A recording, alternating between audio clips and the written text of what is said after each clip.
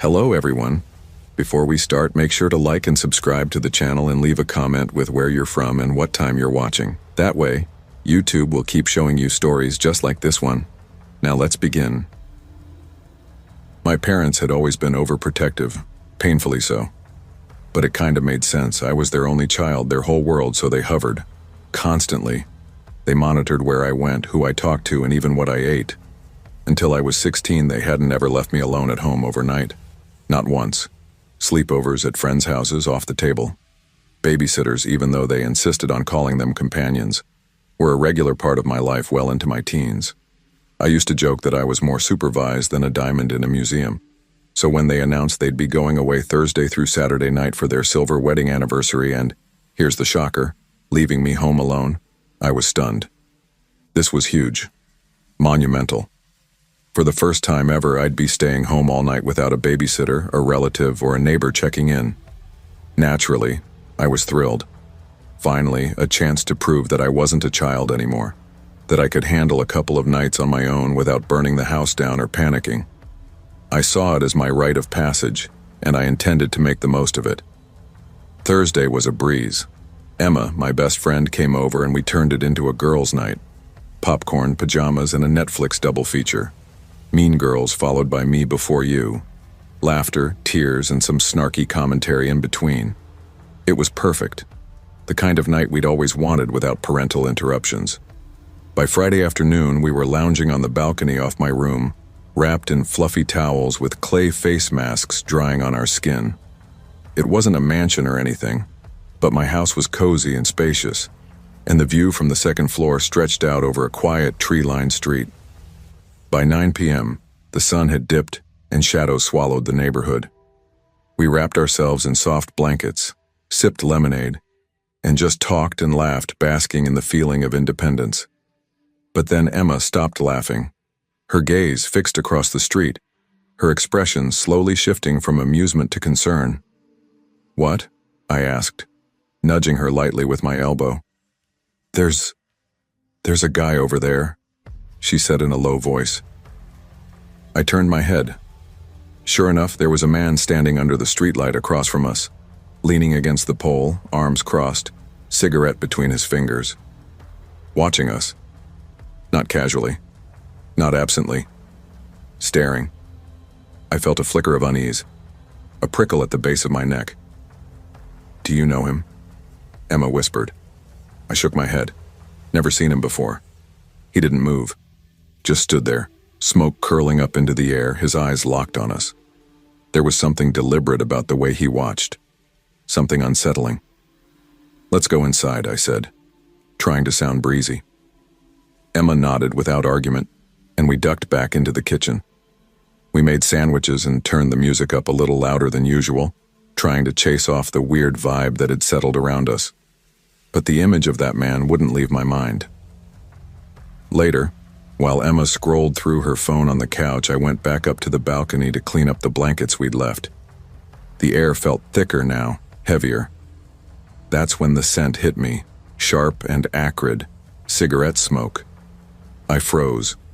I leaned over the railing, and there he was again. Same man, same spot. But now he wasn't leaning. He was standing tall, almost rigid, his eyes trained on me like before. My stomach turned. I didn't know whether to run, scream, or just shut the door and pretend I hadn't seen him. But I couldn't look away. He flicked the cigarette onto the ground, still watching me. His movements were slow, deliberate, as if daring me to react. He was tall, really tall, wearing baggy dark jeans and a lime green t-shirt that clung to his broad frame. His head was shaved, skin a shade that suggested he might be Hispanic or Mediterranean. He looked like he could be 30, maybe 40. I couldn't tell. All I knew was that he wasn't blinking. I backed away slowly, heart thudding in my chest. I didn't want Emma to know how shaken I was. So when she came up to check on me and saw the man through the glass, I shrugged it off. "Probably just some guy waiting for a ride or something," I said quickly. "Coincidence?" Emma didn't look convinced. "He's literally been standing there for like 20 minutes. "He's gone now," I lied. not looking back. We stood there in silence, the kind that stretches too long and feels heavier than it should. Finally, I pulled up some funny TikToks on my phone and we giggled nervously while watching them. Anything to make it feel normal again. When we glanced back outside, the man was gone. Relief hit me like a wave. I almost laughed out loud. "See?" I said, forcing a grin. "Nothing to worry about." Emma tried to smile back, but I could tell she was still on edge. Still, we hung out for a bit longer, until her phone buzzed. It was her dad. He'd arrived to pick her up. She wasn't staying the night since she had errands early the next morning. We headed down to the front porch to wait for him. The air outside was cool and quiet. Too quiet. I remember catching a whiff of something strange. Cigarette smoke again. It lingered in the air like an unwelcome memory. I dismissed it at the time. None of our neighbors smoked. I figured it must have drifted over from somewhere else. Now, thinking back, I know better. Her dad arrived right on time, waved from the car, and Emma hugged me goodbye. I watched them drive off, then stepped back inside and locked the door behind me. The silence in the house felt different now. Heavier, like it had taken on a life of its own. I sat in the living room for a while, trying to distract myself with TV, but something kept nagging at me. An unfinished chore. The blankets. We'd forgotten them again, still crumpled out on the balcony. Sighing, I dragged myself upstairs. The minute I opened the balcony door, the smell hit me again. Fresh this time, strong and unmistakable. Cigarette smoke. My chest tightened. And suddenly, I wasn't so sure I was alone anymore. I froze. The breath caught in my throat as my eyes locked onto the figure beneath the street lamp. It was him again. The same man. Standing there, unmoving, in the pale yellow light, staring at me with that same intense gaze as if no time had passed since last night. His expression was unreadable, almost blank, which somehow made it even worse. I knew I should have turned around and gone back inside, locked the doors, called someone. But instead, God knows why, I lifted my arm and flipped him off. A dumb, impulsive move born of fear and pride. He didn't react the way I expected. He didn't look angry or surprised. Instead, a slow smile spread across his face, and then he began to spin. Slowly, like he was in some twisted musical number. He gripped the pole and started twirling around it, his movements exaggerated and theatrical, like a drunk mime putting on a show just for me. Then it got worse. So much worse. His dance turned into something obscene, rubbing himself against the pole, writhing in a way that made my stomach turn. I stood frozen in horror for a beat too long before finally snapping out of it and stumbling backward into the house. I slammed the balcony door shut and locked it, heart pounding, skin crawling. My hands were shaking. I considered calling my parents, but I stopped myself. What would I even say? That a stranger had pole danced across the street? They'd panic, come home early, and I'd never be trusted alone again. So instead, I went through the entire house, checking every door and window twice. Even the ones I knew were already locked. I turned on every exterior light, just in case. Then, when I finally felt safe enough, I climbed into bed, covers up to my chin, every creak and gust of wind making me flinch. By Saturday morning, it felt like a bad dream. The sun was shining, birds chirping like nothing had happened. I peered out the balcony window. No sign of him. No lingering smoke. Just a peaceful, boring suburban street. I breathed easier. Trying to shake it off, I cleaned up the house a bit, then spent the afternoon out with friends. Laughter, noise, normalcy. Exactly what I needed. I didn't even think about the man again until I got home around 9 p.m. An hour later, I was back on the balcony, alone this time, curled in a blanket, sipping tea and watching the stars blink into view. The air was cool and crisp. It was quiet, the kind of quiet you usually appreciate until you're on edge. And then I heard it, not just any laugh, a low, raspy giggle, mocking, like someone laughing at a private joke only they understood. I leaned over the edge of the balcony, heart already racing. He was there. Again. His face tilted up toward me, illuminated by the same street lamp, His mouth twisted into a wide grin. That smile wasn't friendly. It was cruel, familiar, like he knew I couldn't do anything about it. I didn't hesitate this time. I turned, bolted inside, slammed the balcony door shut and locked it. Then I ran to my room and locked that door too. My heart was hammering so loud it echoed in my ears. And then I crawled into my wardrobe. It sounds ridiculous now, but it was instinct. The smallest, darkest place I could find. I pulled the doors shut and fumbled for my phone with trembling fingers. I called Emma. My voice came out in a whisper. "Emma, he's back." She didn't ask who. She knew. "Okay, listen to me," she said, calm and focused, her voice my only anchor. "Don't hang up. Stay quiet. I'm calling my dad right now." While she talked to him on her end, I crouched there, trying to breathe slowly. But then came the sound that made my blood run cold. Glass shattering downstairs. He was inside. I clamped a hand over my mouth to keep from sobbing out loud. "He's in the house," I whispered to Emma. "Oh my God," she said, her voice breaking for the first time. "Elisa, stay hidden. Do not move." Tears streamed down my face as I listened to the silence between the creaks of the house. I could hear the soft crunch of footsteps on broken glass, then heavier ones as he started up the stairs. Each footfall landed like a punch to my chest. He wasn't rushing. He was moving slowly, methodically. A hunter, confident that the prey had nowhere left to run. "Emma," I whispered, "what if he finds me? What if—" "Don't think like that," she interrupted quickly. "Do you have anything to defend yourself?" I looked around the cramped wardrobe. Nothing. Just old shoes, sweaters, hangers. No. The steps reached the hallway. Then they stopped, directly in front of my bedroom door. My breathing became ragged. My hands were clenched so tight they ached. I couldn't hear anything now. No footsteps, no voice. Then, 3 knocks. And his voice. "Elisa." A whisper, soft, intimate, like he'd known me all his life. I gasped, barely able to keep from crying out. He knew my name, my room. He must have been watching me long before Thursday. The door banged open, footsteps again, closer. The creak of the floorboard I always avoided when sneaking in late. I covered my mouth, sobbing silently, praying it wasn't real. Then, the wardrobe door swung open. I screamed, loud, animal-like. Every ounce of fear and panic erupted out of me. I felt arms grab me, lift me, and I flailed, kicking, punching, desperate. "Elisa, stop, it's me." That voice, familiar, real. I opened my eyes. Emma's dad. He was panting, his face pale but alive. Safe. He held me up and I collapsed into him, sobbing. He told me he came as soon as Emma called him, right after phoning the police.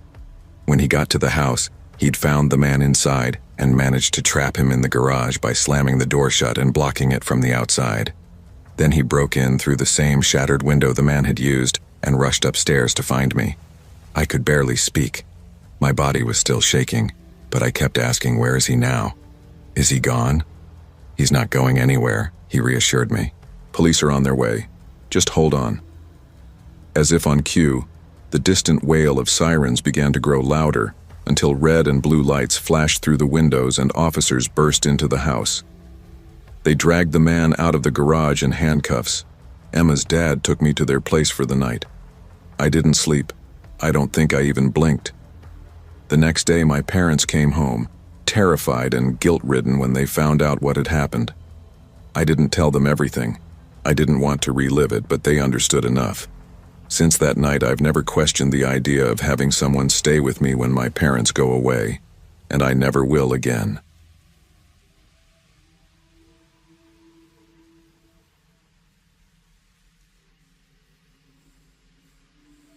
In the middle of nowhere in the United States, in the early morning hours of March 18, 1980, a baby girl was born. Her parents saw her as nothing short of a miracle. From the moment she opened her eyes, they adored her beyond reason. To them, she was perfect, flawless, brilliant, and endlessly special. Every birthday became an ode to her greatness, a celebration of a child who could do no wrong. As she grew into adulthood, they spoke of her as if she were untouchable, a shining beacon of modern thinking and beauty. Her opinions were gospel, her choices above criticism. If asked, her parents would have compared her to angels, almost divine, breathtakingly beautiful. Of course, none of this was true. In reality, the girl had a talent for lying to adults and manipulating her peers. At school, her grades were middling, never remarkable. Her awkward flings with boys were the stuff of gossip, and few people her age actually liked her. Some feared her, sure, but even fear has a shelf life, and those under her thumb eventually slipped away. The girl her parents adored was a fiction, a fantasy they desperately clung to. And how do I know all this? Because I was the fool who married her. From here on, let's call her Grace. We'd known each other since high school, grew up just a few blocks apart. Her beauty really was something, striking even. But beyond that, well, there wasn't much else. Still, for reasons I couldn't explain at the time, she picked me. Me. And back then, that was enough. I was captivated. And over time, I'd come to learn why she picked someone like me. Her upbringing had turned her into a textbook narcissist. Emotionally manipulative, attention-hungry, and deeply insecure. The kind of woman that men with self-respect and boundaries eventually walked away from. But guys like me? We stuck around. Maybe we thought we could fix her. Or maybe we just wanted the fantasy to be real. She never treated me the way she treated others. At least not at first. And maybe that's why I stayed. I loved her deeply. So deeply that I ignored the warning signs, the toxic patterns, the emotional whiplash. Like most couples, we had our share of fights. Explosive, dramatic ones that often ended with a breakup. But inevitably, we'd get back together. She had a way of making the world seem like it was against her, and I was always the one who rushed in to shield her. I really believed it back then, that life was unfair to her, and she believed it too, with all her heart. I followed her to community college, even though I'd been accepted to Stanford. I convinced myself it was temporary, that we'd transfer after 2 years. But Grace barely made it through those 2 years. She failed her first semester and had to beg for another chance. After that, I ended up doing most of her coursework, spending nights prepping her for exams she didn't care about. She wasn't dumb. She just believed the world owed her everything. Working hard? That was beneath her. Eventually, she landed a mediocre job at a friend's interior design firm. When I brought up moving to California so I could attend Stanford, she flat out refused, said her job was too important. After weeks of agonizing, I gave up Stanford. I chose a nearby university just to stay close, because by then, I'd made her happiness my mission, even if it meant burying my own dreams. The next 4 years passed in a blur. I finished my degree. Grace bounced from job to job. Our first daughter was born, and it took Grace months to recover emotionally. By the time our second daughter arrived 3 years later, she seemed more stable. I'd become a teacher at a local secondary school. Then, after a colleague passed away unexpectedly, I had to take over coaching sports too. That meant longer hours, less time at home. Grace had quit working by then. She said she wanted to focus on raising the girls, and I didn't argue. But with more time on her hands, her mind began spinning. She became paranoid, possessive.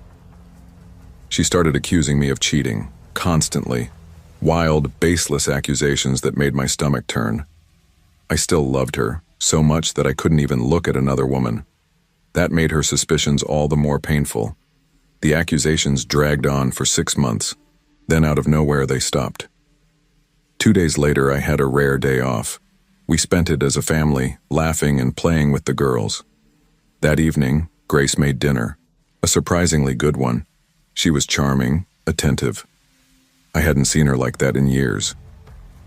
After dinner, I told her I was heading to bed early. I half expected a tantrum, but instead she smiled and said, "Go ahead, you look exhausted." That alone should have tipped me off. And then, she tucked me in. She'd never done that. Not for me, not even for the girls. Something about it felt eerie, but I was too tired to think straight. My body sank into the mattress and I drifted off quickly. Then I woke up. A piercing pain shot through my chest. I tried to move, but my limbs were heavy, sluggish. There was a strange tapping, rhythmic and soft, like fingers against flesh. My eyes fluttered open. Someone was above me. A shadowed figure pressing down on my chest, tapping again and again. My mind swam between sleep and reality, like I was stuck in a half-dream. I couldn't tell what was real. Everything was fog, but I knew that figure.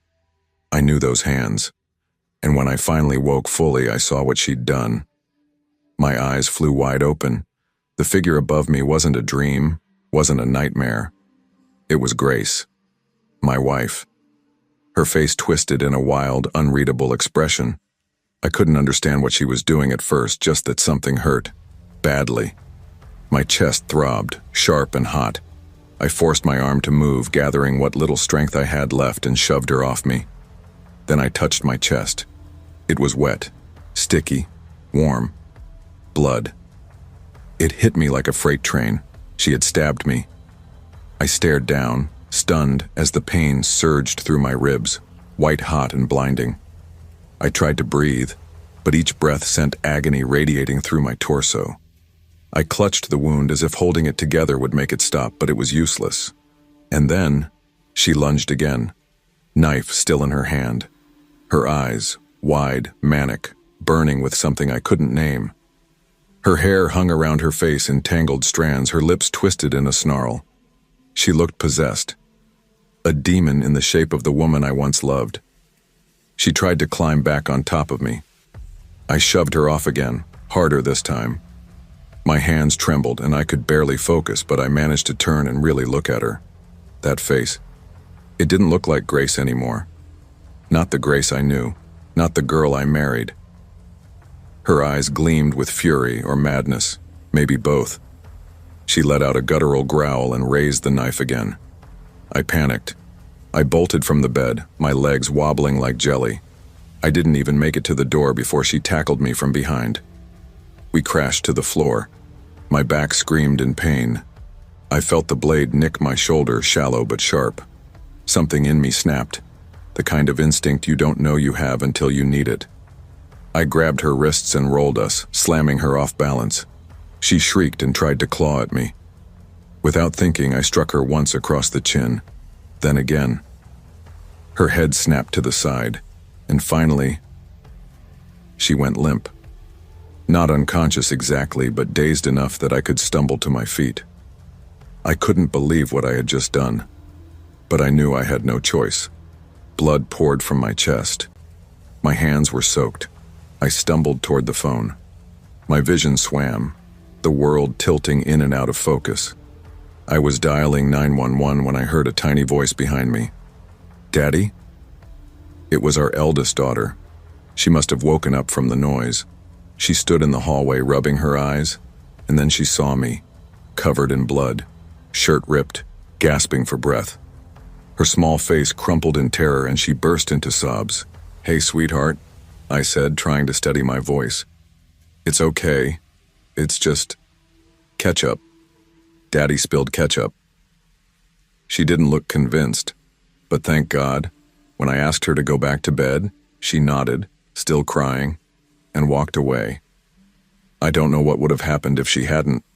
Behind me, I could hear Grace moving again, the sound of her dragging herself across the floor, trying to get away. I couldn't stop her.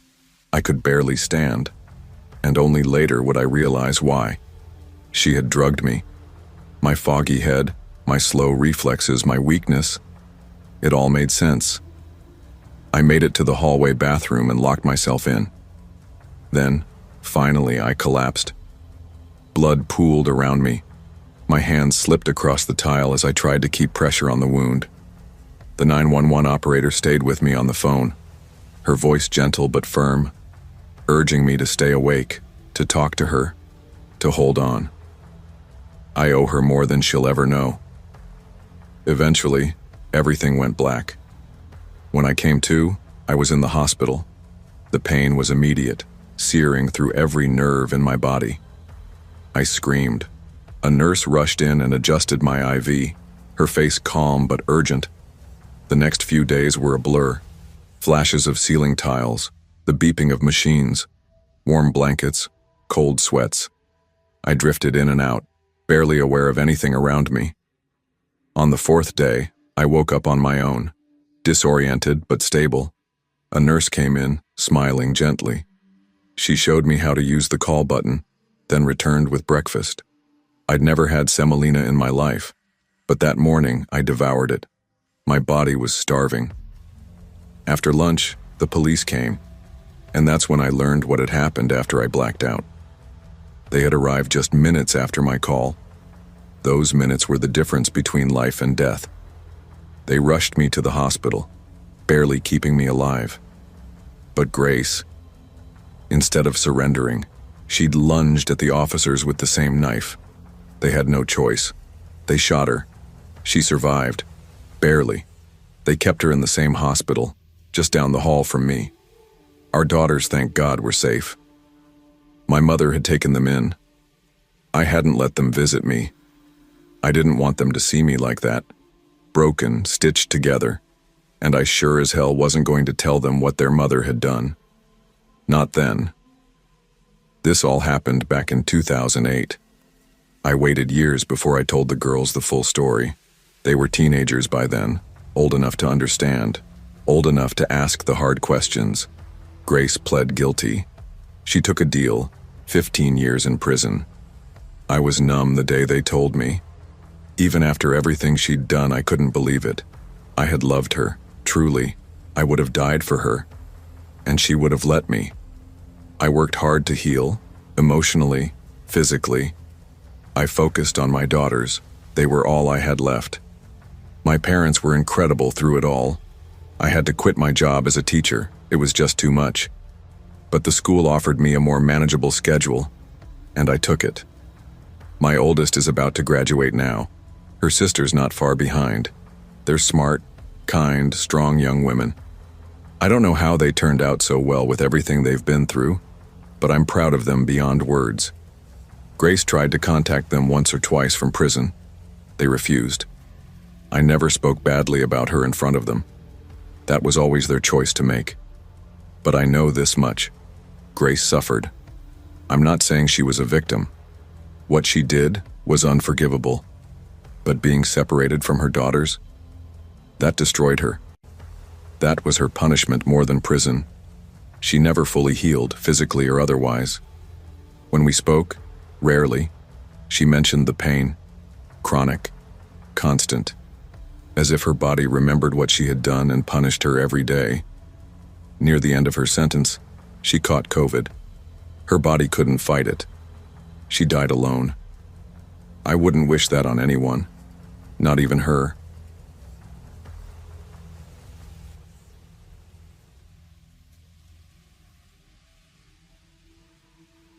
This all started years ago, when I was just a kid living in a small apartment with my dad and older brother Mike in a quiet Missouri town. I've always been a night owl, and back then I hated going to bed early. Most nights, once Dad thought we were asleep, I'd sneak out of our bunk bed, Mike snoring on the top bunk, and tiptoe into the living room to jump on the sofa or do whatever silly thing popped into my head. One particular night stands out in my memory like a scar. I carefully climbed down from the bottom bunk, checked that Mike was still out cold, and crept into the living room. I left our bedroom door cracked open, just in case I needed to make a quick escape if I heard footsteps or Dad waking up. I was mid-jump on the sofa when I noticed something strange, a movement outside. My eyes locked onto the balcony.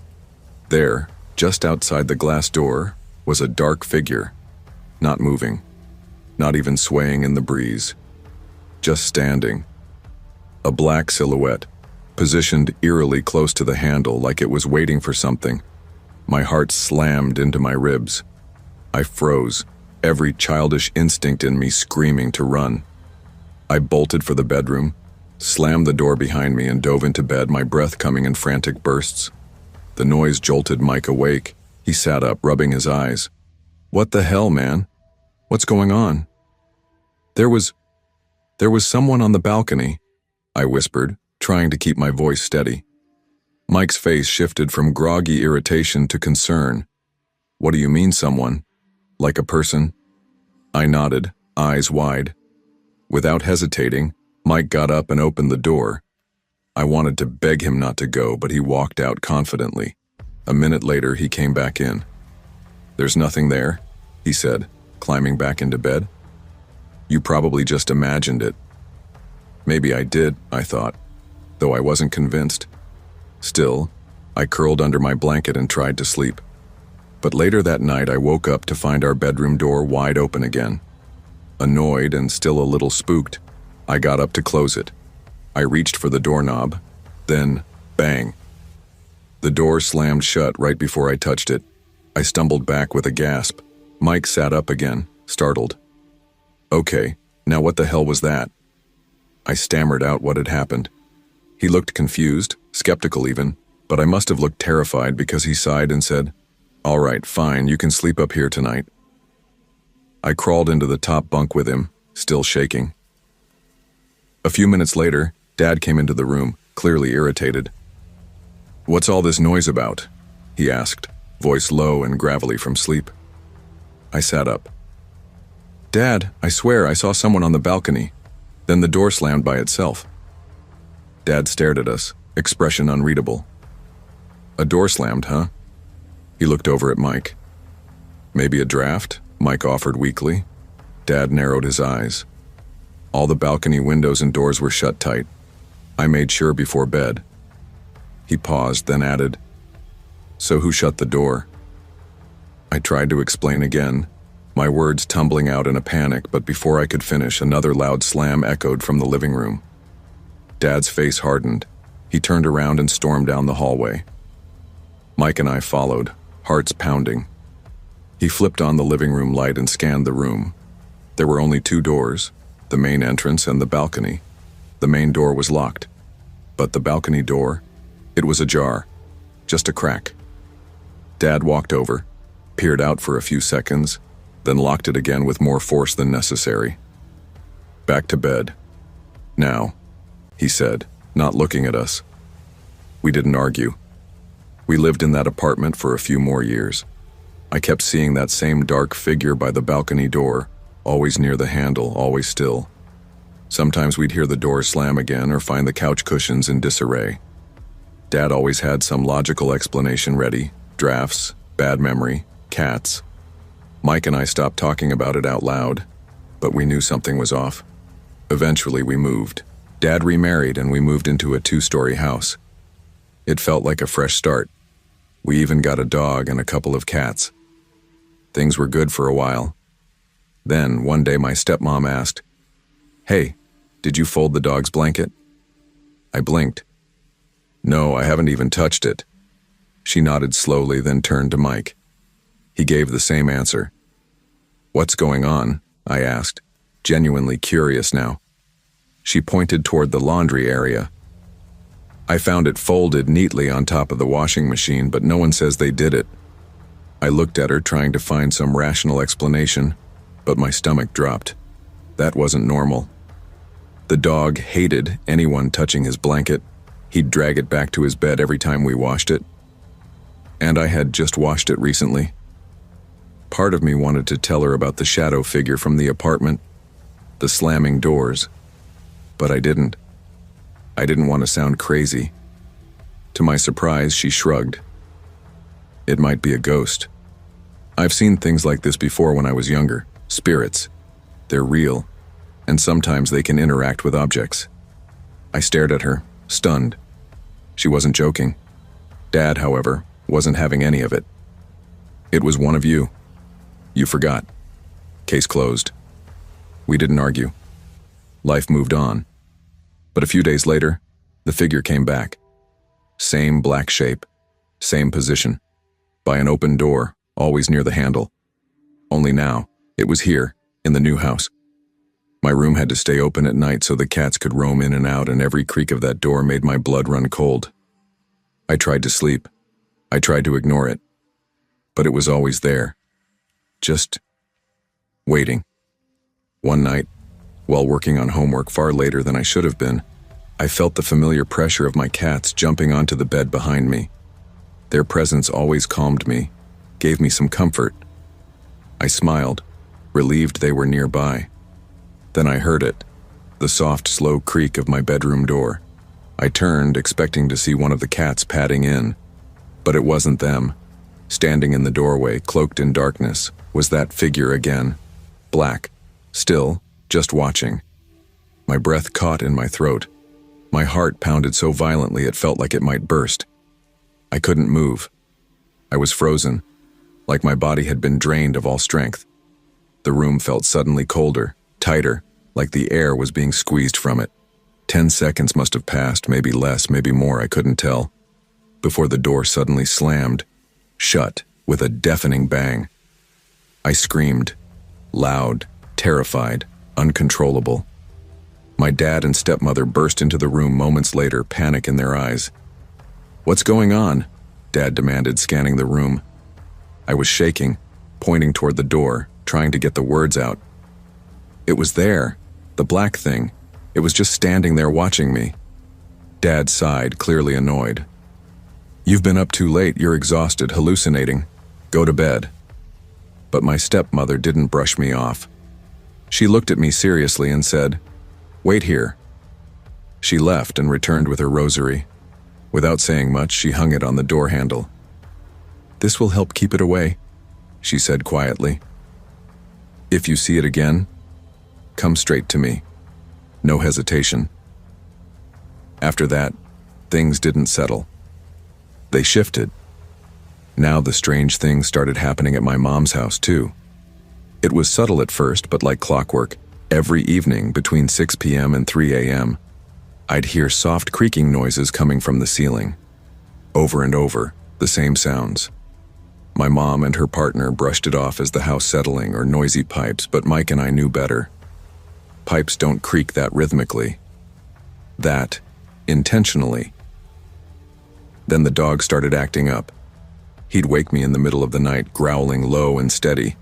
Not at the windows like usual, but at the wall beside my bed. The first time I dismissed it. But when it kept happening, always the same wall, I couldn't ignore it anymore. I began crawling out of bed to sit beside him. Each time I did, he'd stop growling, sniff me cautiously, almost like he was checking if I was okay. Then, as if satisfied, he'd turn and growl at the wall again. Eventually, he'd settle beside me, resting his head on my pillow, only then letting me fall asleep. When my mom's second dog, a big German shepherd, was finally allowed to roam the house at night, he too started growling at that exact wall. He was loud and high-strung, but never barked at nothing. And yet, every night, there he was, growling, ears back, eyes locked on that same section of wall. My sleep was wrecked. Every growl jolted me up, my mind racing, heart thumping. It wasn't long before something physical happened. A photo frame that had hung securely above my bed for years suddenly dropped to the floor and shattered in the middle of the night. That's when I finally told my stepmother what was going on. All of it. She listened without blinking. Then she said something that chilled me to the bone. "There's a spirit following you," she said, "and I think it's growing stronger." After that, I tried to ignore it all. The slamming doors, the growling dogs, the sudden cold spots. Even my cats began acting strange, staring into corners, hiding for no reason. I told myself it was just coincidence. I wanted so badly to believe it would all fade if I just stopped paying attention. I couldn't have been more wrong. Eventually, we moved again. A new house, a new start. Before we unpacked everything, my stepmother pulled me aside. "If anything strange happens," she said, "tell me immediately. Don't wait." For a few weeks, everything was quiet, peaceful. I let myself breathe. Then I started hearing them. Voices. Not loud, not clear, just murmurs, like whispers behind closed doors, people talking in rooms I wasn't in. Every time I stopped to listen, they went silent. I could never quite make out what they were saying, only that they were there. Sometimes when I was alone, I'd hear what sounded like my dad having a conversation upstairs. But when I'd check, the house would be empty. His car still gone. And the footsteps. Always upstairs. Always in my parents' room. And not just anyone's footsteps. They sounded exactly like my dad's. He has this heavy, deliberate way of walking. No one else walks like that. Yet there it was, night after night. I brought it up to my stepmother, half expecting her to tell me I was imagining things. Instead, she looked troubled. "I've heard it too," she said. "It comes from his closet. Sometimes I find boxes from the top shelf lying in the middle of the floor." Years passed. The strange events didn't stop, but they became less frequent, less intense. For the past 6 or 7 years, they've happened only occasionally, but I've never figured out what any of it meant. I never found out what or who that shadow was.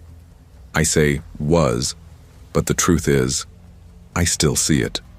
Not often, but enough. And now I sleep with my door closed and locked. But sometimes, I wake up in the middle of the night and find it wide open. I don't know how. I don't know why. I just know I didn't open it. If anyone out there has any idea what I should do, I'm listening.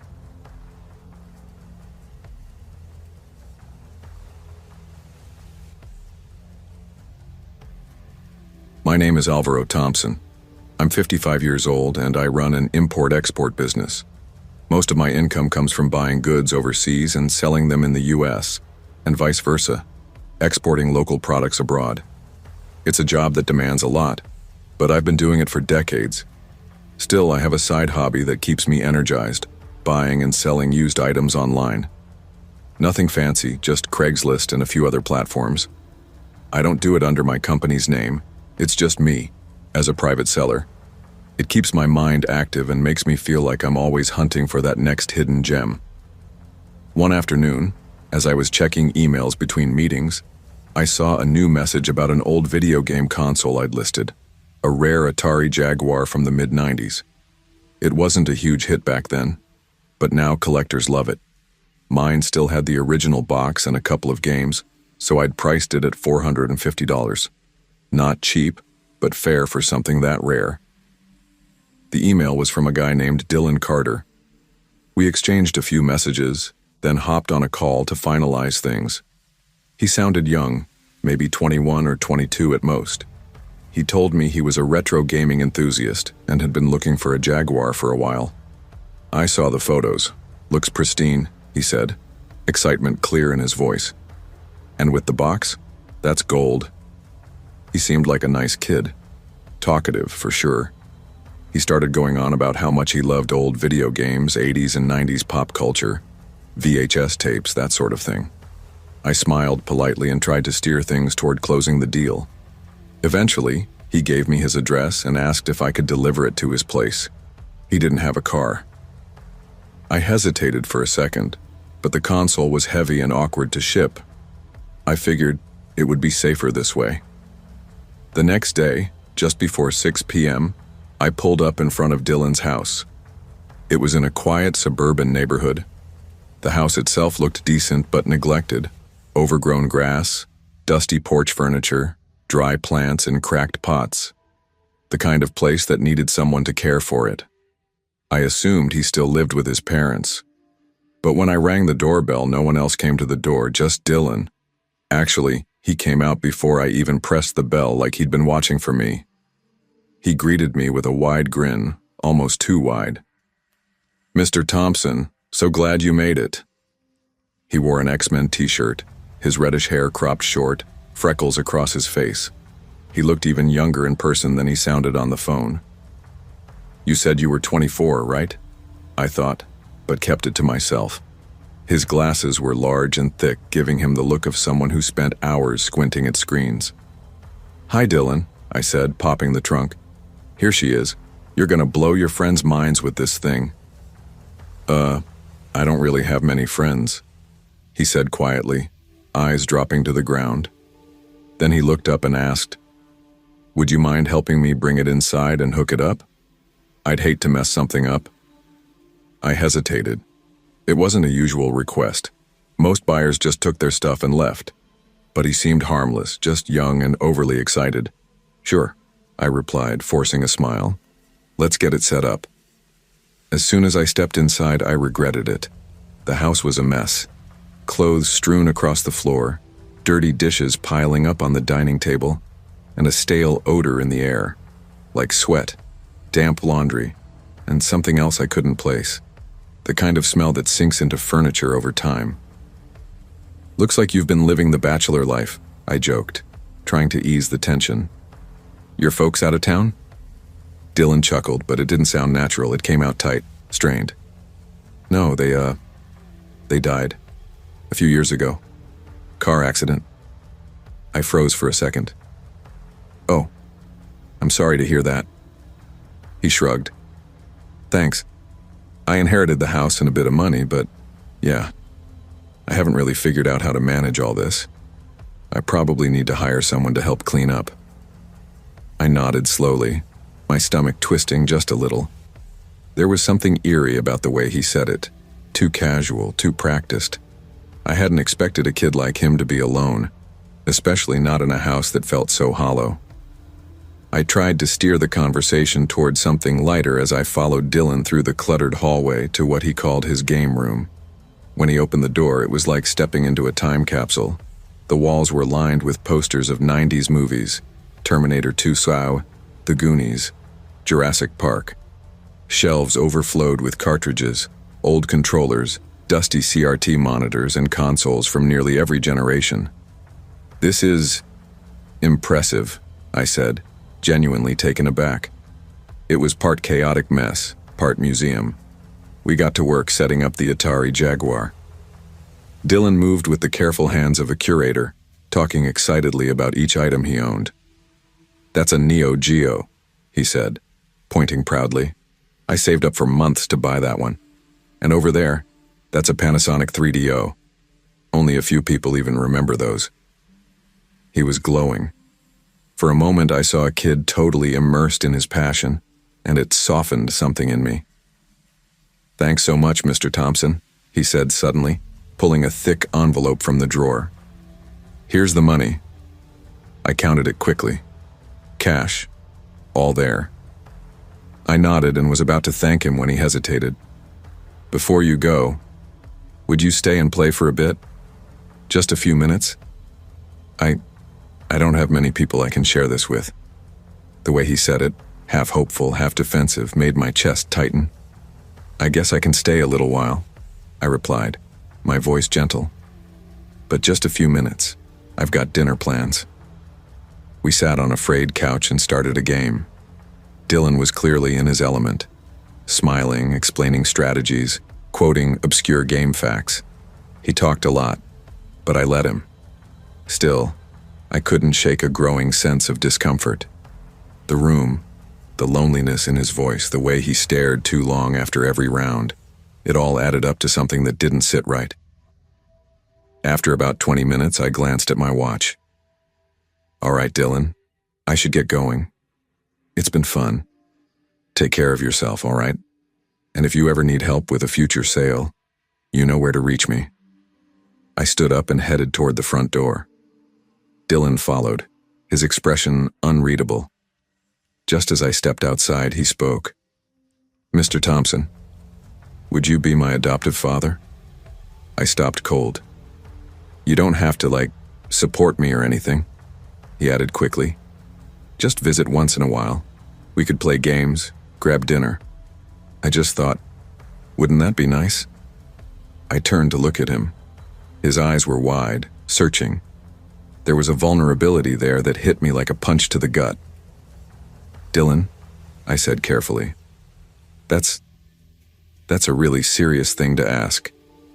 I think maybe you should talk to someone about how you're feeling. A therapist, maybe. I'm not the right person for this." He looked down. His shoulders slumped. For a second, I thought he might cry. "I understand," he whispered. "Thanks for coming, Mr. Thompson." I left as quickly as I could, the door shutting softly behind me. I felt something heavy pressing on my chest, something I couldn't explain away. That night, sleep didn't come easy. I lay there in bed, eyes fixed on the ceiling, replaying every moment. What kind of pain makes a young man ask a stranger to be his father? Around midnight, my phone rang. It was Dylan. His voice was barely audible, thick with tears. "Please, Mr. Thompson, won't you be my dad? I have no one else." My throat tightened. I closed my eyes and hung up the phone, then turned to my wife and told her everything. She listened quietly, her brows furrowed in concern. "It's strange," she murmured, "how life drops you into these moments you never expect." The days that followed were tense. Every time my phone rang, my stomach clenched. Dylan kept calling, kept messaging. Sometimes he signed his texts, "Your son." I felt cornered. I wanted to help, but I wasn't the person he needed. Finally, I contacted the local authorities and asked for legal advice. A social worker got involved. She was kind, understanding, and seemed genuinely moved by Dylan's situation. She told me she would reach out to him and connect him with mental health resources, a therapist, counseling support, someone trained to help. Weeks passed. The calls stopped. I should have felt relieved. Instead, I worried. I kept seeing his sad, hopeful face, the cluttered game room, the worn posters. His loneliness echoed in my mind. One day, while browsing online, I searched his name. I'm not sure why. Maybe just to know he was okay. That's when I found a post from him on a retro gaming forum. He'd shared pictures of his collection and was chatting with other collectors. His tone was lighter, enthusiastic. People replied with admiration, jokes, encouragement. I leaned back in my chair and let out a long breath. Maybe this was where he belonged, not with an adoptive father, but among people who understood him. People who shared his love for something that gave him joy. He didn't need me. He needed connection. I'll never forget Dylan. I still hope in some quiet way that he's healing, that the right people have stepped into his life. I couldn't be his family, but maybe, through a screen and a controller, he found one.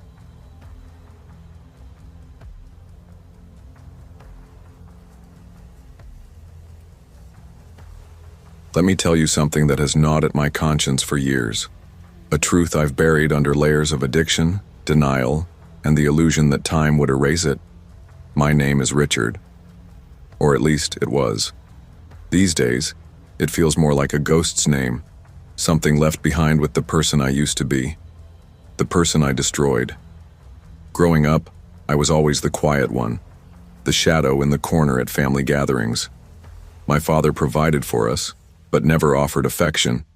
His love was cold, distant, mechanical.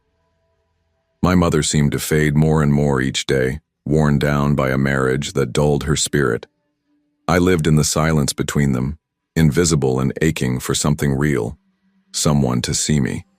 I think that's why I clung so desperately to the wrong people later on. To the false warmth of drugs, the illusion of friendship you find in smoky bars and after midnight confessions. Things really started to unravel when I went off to university.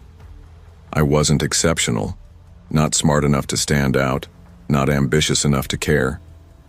I drifted. There was a bar near campus, a grungy place with cheap drinks and even cheaper thrills. That's where I met Matthias and Damien.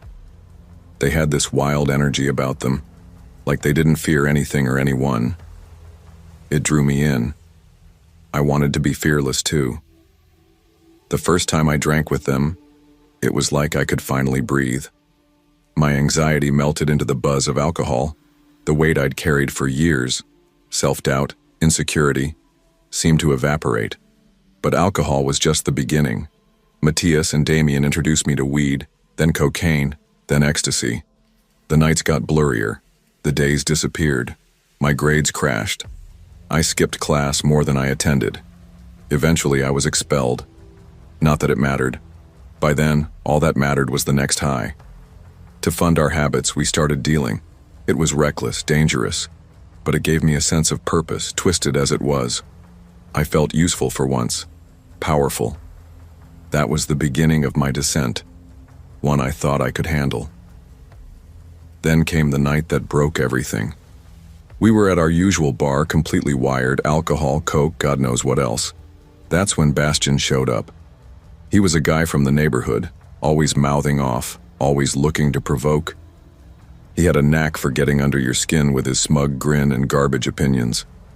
That night he was in rare form, talking crap, pushing buttons. Something in us snapped. When he got up to use the bathroom, Matthias leaned in. His voice was low, serious, dangerous. Let's teach him a lesson. I laughed at first, thinking it was just talk. But Damien's eyes were wild, and I felt something spark inside me. A dark impulse. We didn't want to kill him. That wasn't the plan. Just scare him. Show him we weren't to be messed with. When Bastian came back, we acted casual, offered him a ride, told him we had something better than what the bar could offer. He hopped into the car without a second thought. He was drunk, maybe high, maybe just arrogant. We drove to a secluded lot, a place we knew for shady deals and darker secrets. The kind of place where the streetlights don't bother to shine. I remember how quiet it was when we cut the engine. No wind, no crickets. Just the eerie stillness that warns you something is about to go terribly wrong. Then it happened. Matthias and Damien moved first, flanking him. Bastian laughed, confused, until I stepped forward and, God forgive me, punched him hard in the jaw. The sound of it startled even me. There was this rush in my chest, something primal and terrifying, like I wasn't myself anymore. What followed was chaos. We beat him, all three of us. He tried to fight back at first, but it didn't take long before he crumpled. Each hit felt more unreal than the last, like we were watching ourselves from a distance, like it was a dream we'd wake up from. But it wasn't a dream. When we stopped, he was lying in the dirt, bloodied, broken, barely breathing. I saw his face, swollen and unrecognizable, and something inside me cracked. The fog of drugs and rage cleared just enough for the horror to set in. "What the hell did we do?" I whispered, my voice shaking. No one answered. We didn't know if he would survive, and in that moment we didn't care enough to find out. We dragged him to a tree, propped him up like he was just passed out. Matthias checked his pulse. "Still breathing," he muttered, as if that made it okay. Then we ran. Got back into the car and drove like hell, the tires kicking up dust and guilt in equal measure. The silence in the car was louder than any scream. My heart pounded in my chest, but not from the high, from the crushing realization of what we'd done. And ever since that night, I haven't been the same. I can still feel the weight of my fist, the wet sound of impact, the moment when everything went too far. But in that moment, all we could think about was getting away, escaping whatever it was we'd unleashed. Facing what we had done wasn't even a possibility in our drug-hazed minds. We just wanted to pretend it never happened. The next morning was brutal. The hangover hit first, pounding in my skull, but it was nothing compared to the guilt that settled in like a sickness. I remember staring at my own face in the bathroom mirror, still streaked with blood I hadn't noticed the night before. I knew, deep down undeniably, that we had done something unforgivable. But I couldn't deal with it. I wasn't ready to feel it. So I turned to the only thing I knew: more drugs. Anything to smother the images in my head. Bastian's face swollen and slack, eyes rolling back, the sound of fists, of bones. I told myself they were just hallucinations, bad dreams brought on by withdrawal and shame. But they kept coming. His face turned into smoke that refused to vanish, echoing behind my eyelids every time I closed them. Days passed, then weeks, then months. We didn't see Bastian again. No one asked about him. It was like he'd never existed. The world didn't stop for him, and part of me clung to that silence. Told myself that if no one was looking for him, maybe he was okay. Maybe he'd just left town, decided to forget us the same way we were trying to forget him. But that was a lie. One I whispered to myself every day. Because deep inside, in the part of me I tried to keep buried, I knew. His disappearance was our doing, that whatever happened to him began with our hands. We never spoke of that night again, not once, not between the three of us. But it was always there, thick in the air like a storm no one acknowledged. Matthias, Damien, and I would still meet sometimes, but our bond was fraying fast. The laughter became hollow. The eye contact vanished.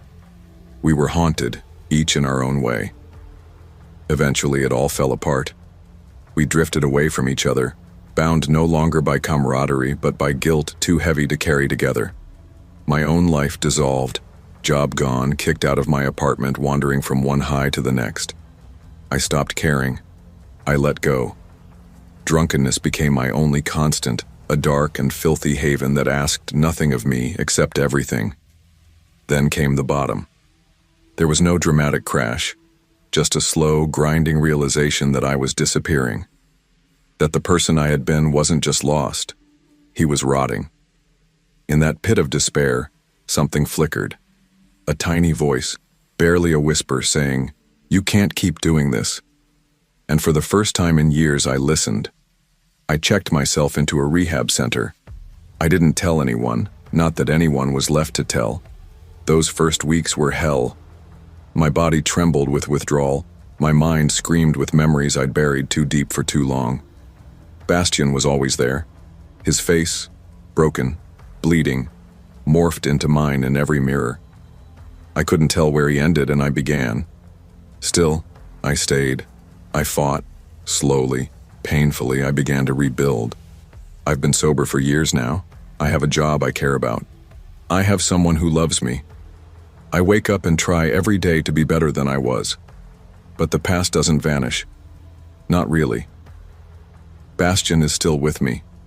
His memory is a wound that never closes.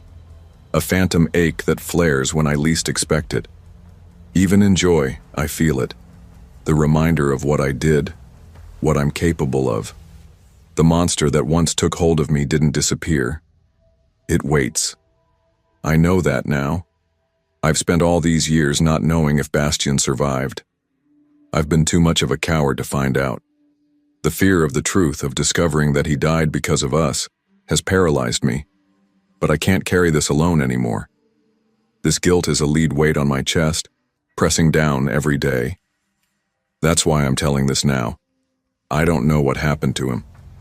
I don't know if he's out there, living with scars I gave him, or buried in some unmarked grave because we were too selfish, too scared, too cruel to help him. But what I do know is that what we did was monstrous. There's no excuse, no redemption, and nothing I say now can undo the past. But I need the truth to be known. I need to stop hiding. The person I used to be, Richard, he committed a crime. A terrible act of violence and cowardice that destroyed more than just one life. This confession is all I have left to give. Not to seek forgiveness. I don't expect that, and I don't deserve it. But to unburden this secret that has festered in me like a parasite for so long. To finally face it. And Bastian, if you're still alive, if by some miracle you hear these words, I am so sorry.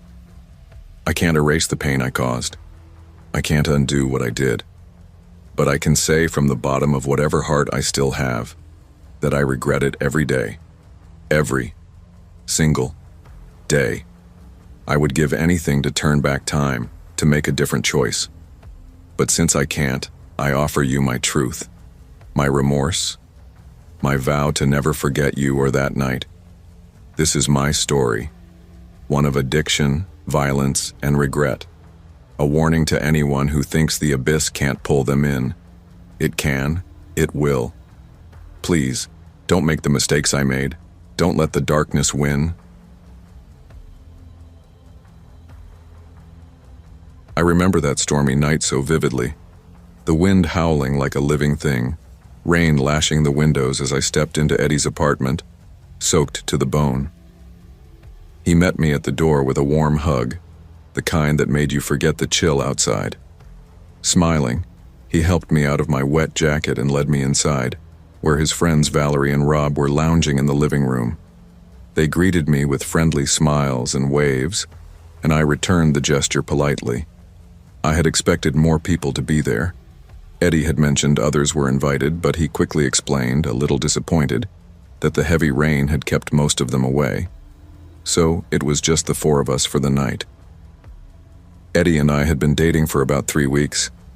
He was popular, varsity athlete, always the center of attention, and while I tried not to let that intimidate me, I couldn't deny it lingered in my mind.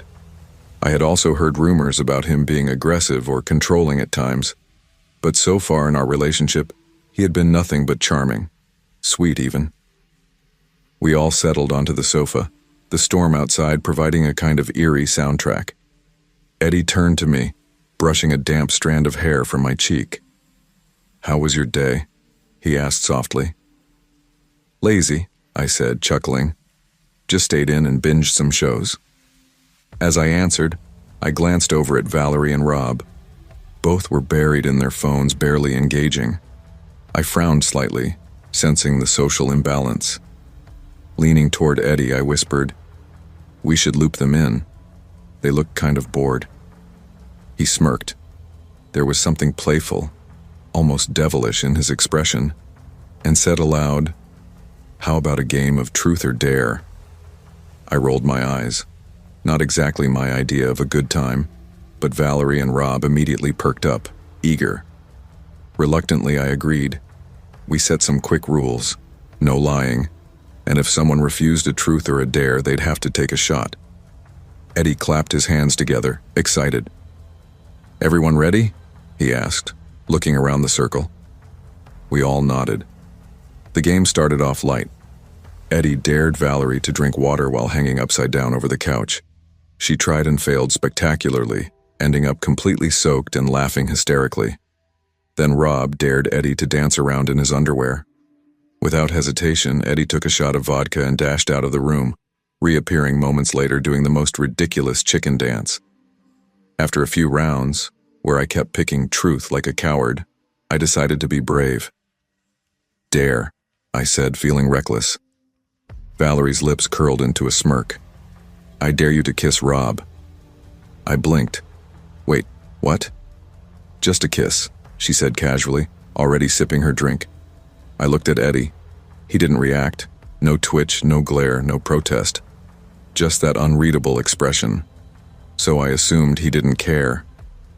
Heart pounding, I leaned over to Rob and gave him a quick kiss on the lips. Nothing dramatic, just enough to complete the dare.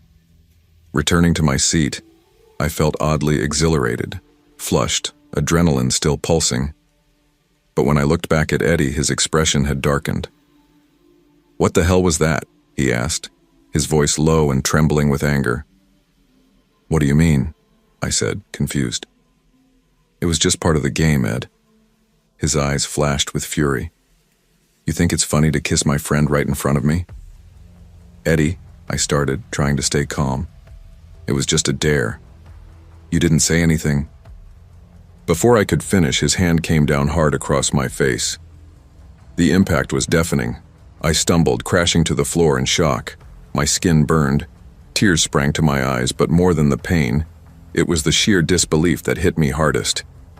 Then he was on me, grabbing a fistful of my hair, dragging me across the floor like I was nothing. "Eddie, stop!"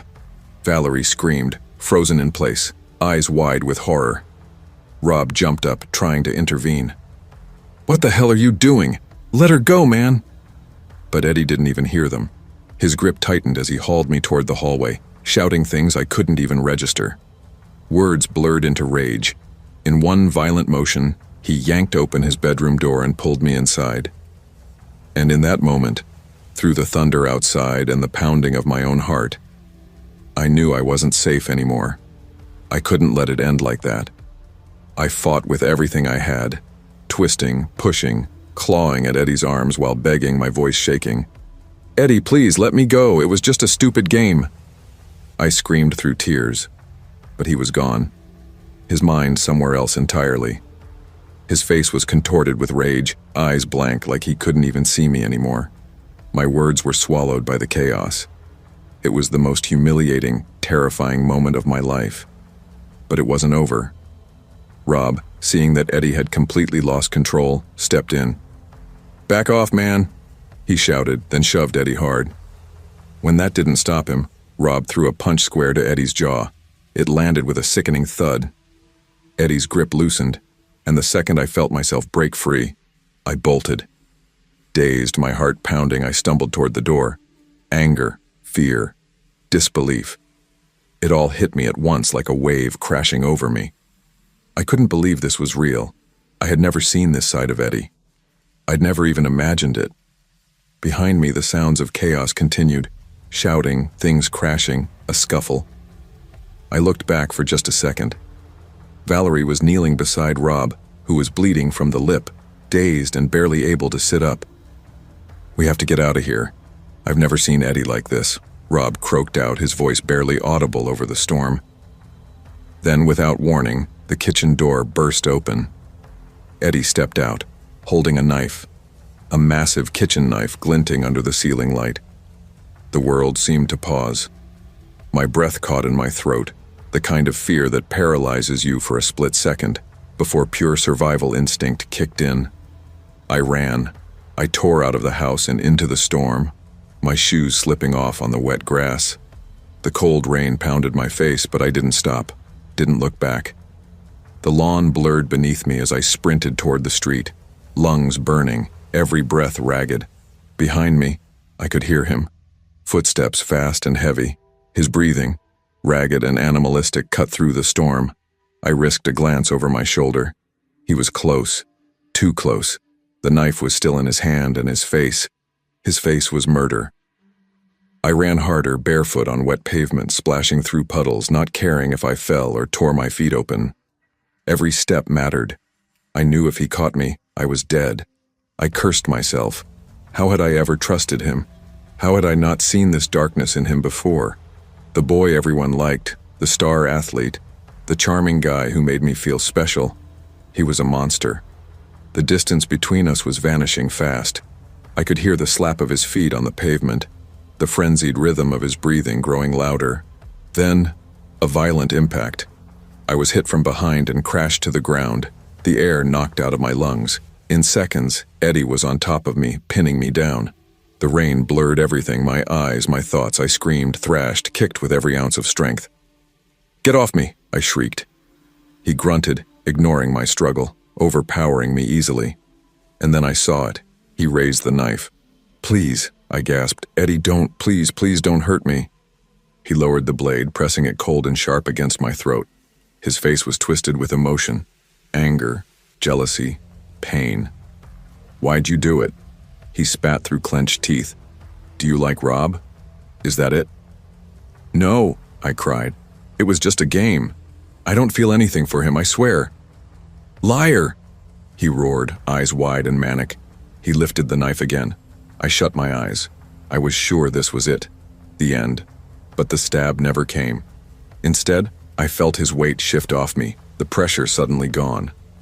I opened my eyes and saw him sitting a few feet away, soaked, the knife lying in the grass between us. His face had changed. It was like something inside him had cracked, his anger replaced by something hollow and terrifying. Remorse. He looked at me, eyes wide and wet, like he was only now realizing what he'd nearly done.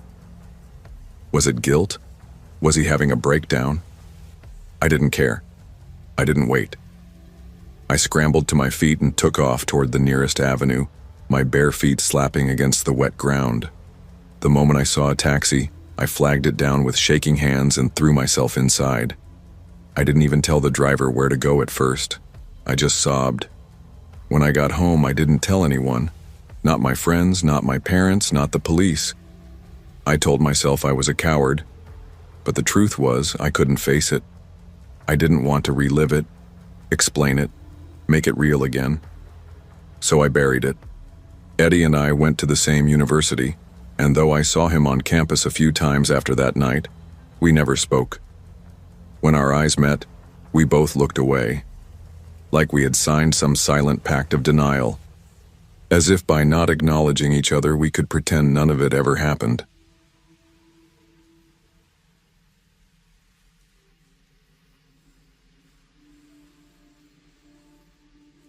I grew up in one of those peaceful, almost too perfect neighborhoods, the kind you see in heartwarming movies. White picket fences lined every yard, golden retrievers barked lazily at passers-by, and moms loaded their kids into minivans for soccer practice. Everyone knew everyone. Smiles were genuine, greetings familiar. My mom stayed home most days, always bustling between taking care of me and my younger sister Anna, who was just a year behind me. Like the rest of the girls on our street, we were both active in neighborhood activities, but our interests couldn't have been more different. I was all about sports, soccer, baseball, track, you name it. My shelves in the living room practically sagged under the weight of trophies and certificates. Anna, on the other hand, lived in stories. An avid reader, she belonged to the local kids' book club and had a special little corner in the living room filled with spelling bee ribbons and literary awards. From the outside, we looked like something out of a magazine. Dinners were wholesome, always served hot by Mom, who somehow managed to make every meal feel like a celebration. She'd place floral centerpieces on the table even on ordinary Tuesdays, making everything look like a holiday. But there was always this shadow, one thing no one ever talked about. Dad. He was a mystery. We never knew what exactly he did for a living. Every morning, before even the sun could stretch its arms, he'd leave dressed in a sharp suit, carrying a briefcase, talking quietly on his phone. He'd return right before dinner, always right on time, as though he didn't belong to the house but rather visited it. He spent most evenings locked in his upstairs office. That room was sacred, untouchable. We were strictly forbidden to enter. This story begins just before one of our rare family vacations. I remember it vividly. We were flying to the Maldives, our first big trip. My body was buzzing with anticipation, too excited to sleep. Around 5 a.m., I finally gave up tossing in bed and tiptoed out of my room, thinking I'd be the first one up.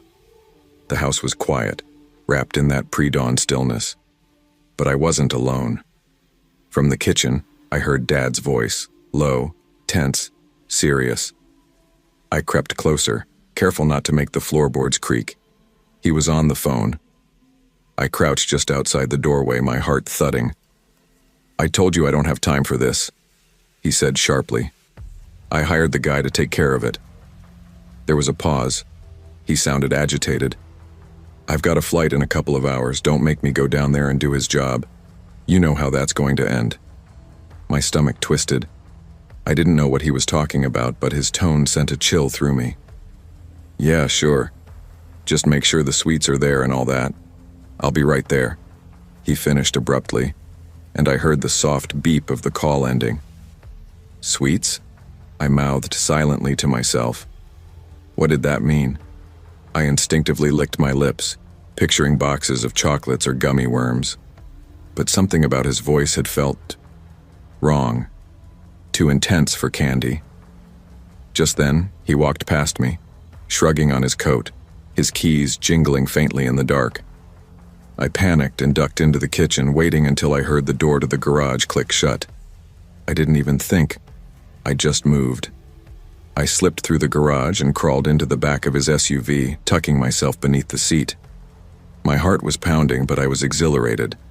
I'd surprise him, maybe even get a glimpse of where he kept all the sweets. What kind of store opened this early anyway? My mind buzzed with childlike glee. Maybe it was a candy warehouse or a special store before our trip. Maybe I'd get first dibs before Anna. I grinned, hugging my knees. "He'll never know I'm here," I whispered, stifling a laugh.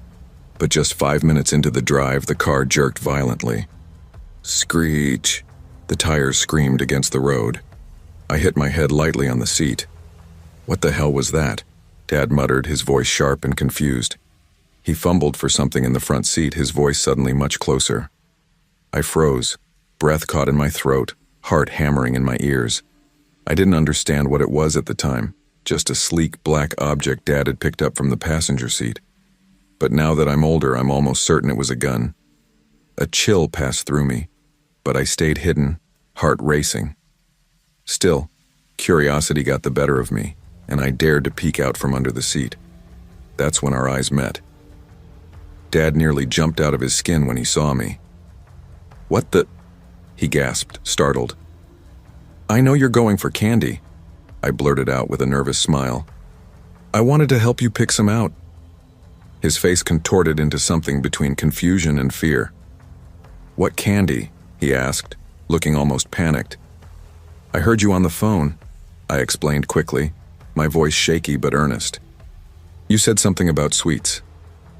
For a moment he just stared at me. Then slowly his shoulders dropped and he let out a tense breath, managing a weak smile. Right. Sweets. Yeah, he said, forcing calm into his voice. Okay, we'll go to the store. But you have to promise me, really promise, you'll stay in the car no matter what. Can you do that for me? I nodded quickly. I promise. We drove the rest of the way in silence. I could feel Dad's tension like static in the air. His fingers gripped the steering wheel too tightly, his jaw locked tight.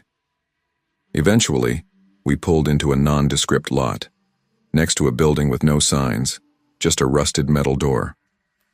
Before getting out, he turned to me, his eyes stern and serious. Promise me again. Don't move. Stay in the car, no matter what. I will, I said, crossing my heart with a shaky finger.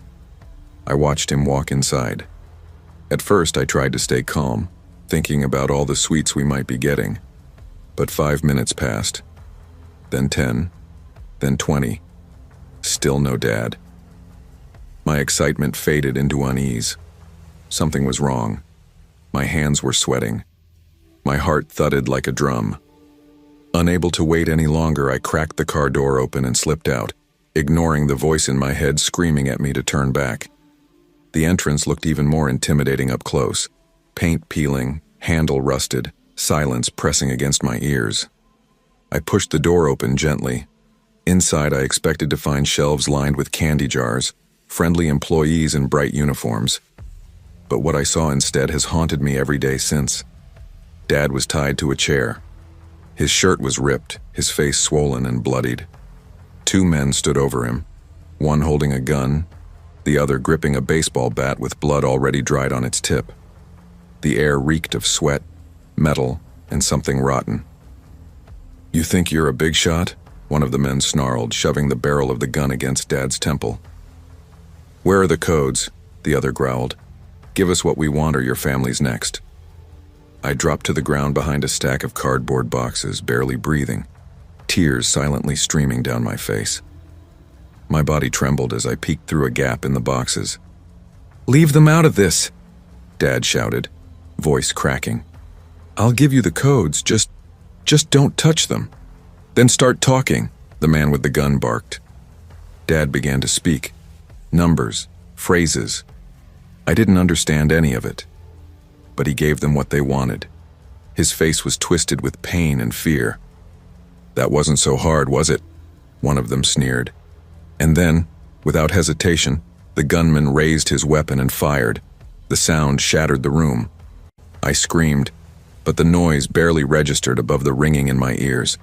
My hands flew to cover them, my eyes squeezed shut, body curling into itself as if I could disappear into the floor. When I opened my eyes again, everything moved in slow motion.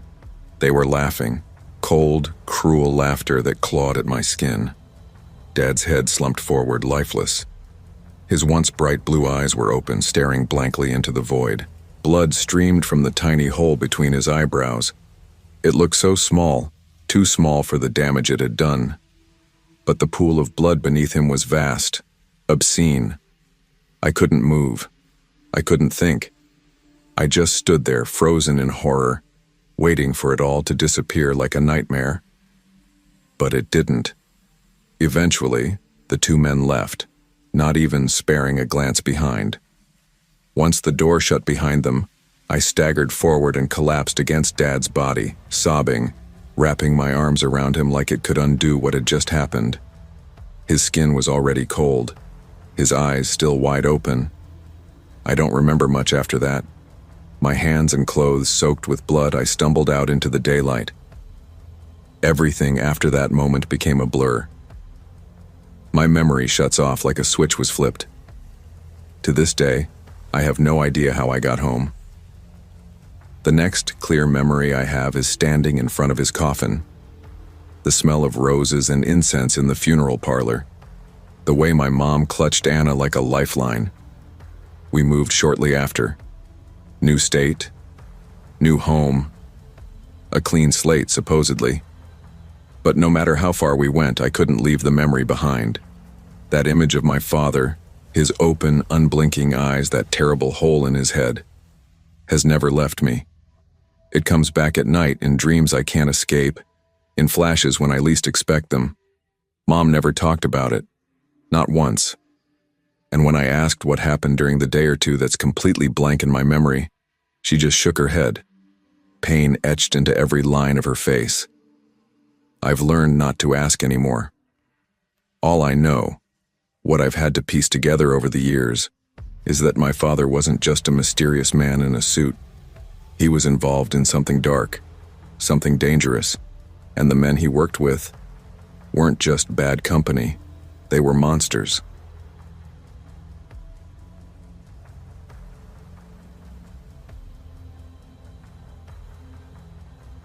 I grew up in one of those peaceful, almost too perfect neighborhoods, the kind you see in heartwarming movies. White picket fences lined every yard, golden retrievers barked lazily at passers-by, and moms loaded their kids into minivans for soccer practice. Everyone knew everyone. Smiles were genuine, greetings familiar.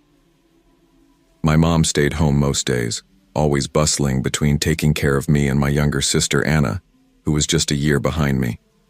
Like the rest of the girls on our street, we were both active in neighborhood activities, but our interests couldn't have been more different. I was all about sports, soccer, baseball, track, you name it. My shelves in the living room practically sagged under the weight of trophies and certificates. Anna, on the other hand, lived in stories.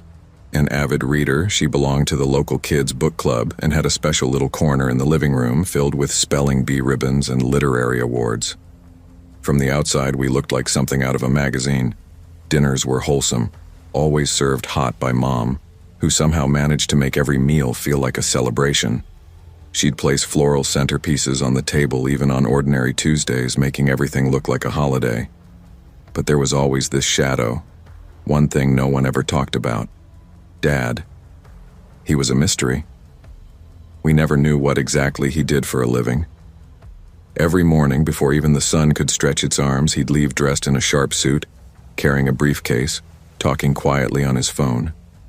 He'd return right before dinner, always right on time, as though he didn't belong to the house but rather visited it. He spent most evenings locked in his upstairs office. That room was sacred, untouchable. We were strictly forbidden to enter. This story begins just before one of our rare family vacations. I remember it vividly. We were flying to the Maldives, our first big trip. My body was buzzing with anticipation, too excited to sleep. Around 5:00 a.m., I finally gave up tossing in bed and tiptoed out of my room, thinking I'd be the first one up. The house was quiet, wrapped in that pre-dawn stillness. But I wasn't alone. From the kitchen, I heard Dad's voice, low, tense, serious. I crept closer, careful not to make the floorboards creak. He was on the phone. I crouched just outside the doorway, my heart thudding. "I told you I don't have time for this," he said sharply. "I hired the guy to take care of it." There was a pause. He sounded agitated. "I've got a flight in a couple of hours. Don't make me go down there and do his job. You know how that's going to end." My stomach twisted. I didn't know what he was talking about, but his tone sent a chill through me. "Yeah, sure. Just make sure the suites are there and all that. I'll be right there," he finished abruptly, and I heard the soft beep of the call ending. "Suites?" I mouthed silently to myself. What did that mean? I instinctively licked my lips, picturing boxes of chocolates or gummy worms. But something about his voice had felt wrong, too intense for candy. Just then, he walked past me, shrugging on his coat, his keys jingling faintly in the dark. I panicked and ducked into the kitchen, waiting until I heard the door to the garage click shut. I didn't even think. I just moved. I slipped through the garage and crawled into the back of his SUV, tucking myself beneath the seat. My heart was pounding, but I was exhilarated. I'd surprise him, maybe even get a glimpse of where he kept all the sweets. What kind of store opened this early anyway? My mind buzzed with childlike glee. Maybe it was a candy warehouse or a special store before our trip. Maybe I'd get first dibs before Anna. I grinned, hugging my knees. "He'll never know I'm here," I whispered, stifling a laugh. But just 5 minutes into the drive, the car jerked violently. Screech! The tires screamed against the road. I hit my head lightly on the seat. "What the hell was that?" Dad muttered, his voice sharp and confused.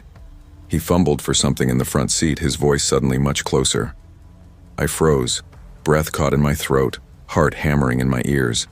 I didn't understand what it was at the time, just a sleek black object Dad had picked up from the passenger seat. But now that I'm older, I'm almost certain it was a gun. A chill passed through me, but I stayed hidden, heart racing. Still, curiosity got the better of me, and I dared to peek out from under the seat. That's when our eyes met. Dad nearly jumped out of his skin when he saw me. "What the?" he gasped, startled. "I know you're going for candy," I blurted out with a nervous smile. "I wanted to help you pick some out." His face contorted into something between confusion and fear. "What candy?" he asked, looking almost panicked. "I heard you on the phone," I explained quickly, my voice shaky but earnest. "You said something about sweets." For a moment, he just stared at me. Then slowly, his shoulders dropped and he let out a tense breath, managing a weak smile. "Right. Sweets. Yeah," he said, forcing calm into his voice. "Okay, we'll go to the store. But you have to promise me, really promise, you'll stay in the car no matter what. Can you do that for me?" I nodded quickly. "I promise." We drove the rest of the way in silence. I could feel Dad's tension like static in the air. His fingers gripped the steering wheel too tightly, his jaw locked tight. Eventually, we pulled into a nondescript lot, next to a building with no signs, just a rusted metal door. Before getting out, he turned to me, his eyes stern and serious. "Promise me again. Don't move. Stay in the car, no matter what." "I will," I said, crossing my heart with a shaky finger. I watched him walk inside. At first, I tried to stay calm, thinking about all the sweets we might be getting. But 5 minutes passed, then 10, then 20. Still no Dad. My excitement faded into unease. Something was wrong. My hands were sweating. My heart thudded like a drum. Unable to wait any longer, I cracked the car door open and slipped out, ignoring the voice in my head screaming at me to turn back. The entrance looked even more intimidating up close. Paint peeling, handle rusted, silence pressing against my ears. I pushed the door open gently. Inside, I expected to find shelves lined with candy jars, friendly employees in bright uniforms. But what I saw instead has haunted me every day since. Dad was tied to a chair. His shirt was ripped, his face swollen and bloodied. 2 men stood over him, one holding a gun, the other gripping a baseball bat with blood already dried on its tip. The air reeked of sweat, metal, and something rotten. "You think you're a big shot?" one of the men snarled, shoving the barrel of the gun against Dad's temple. "Where are the codes?" the other growled. "Give us what we want or your family's next." I dropped to the ground behind a stack of cardboard boxes, barely breathing, tears silently streaming down my face. My body trembled as I peeked through a gap in the boxes. "Leave them out of this!" Dad shouted, voice cracking. "I'll give you the codes, just don't touch them." "Then start talking," the man with the gun barked. Dad began to speak. Numbers, phrases. I didn't understand any of it. But he gave them what they wanted. His face was twisted with pain and fear. "That wasn't so hard, was it?" one of them sneered. And then, without hesitation, the gunman raised his weapon and fired. The sound shattered the room. I screamed, but the noise barely registered above the ringing in my ears. My hands flew to cover them, my eyes squeezed shut, body curling into itself as if I could disappear into the floor. When I opened my eyes again, everything moved in slow motion. They were laughing, cold, cruel laughter that clawed at my skin. Dad's head slumped forward, lifeless. His once bright blue eyes were open, staring blankly into the void. Blood streamed from the tiny hole between his eyebrows. It looked so small, too small for the damage it had done. But the pool of blood beneath him was vast, obscene. I couldn't move. I couldn't think. I just stood there, frozen in horror, waiting for it all to disappear like a nightmare. But it didn't. Eventually, the two men left, not even sparing a glance behind. Once the door shut behind them, I staggered forward and collapsed against Dad's body, sobbing, wrapping my arms around him like it could undo what had just happened.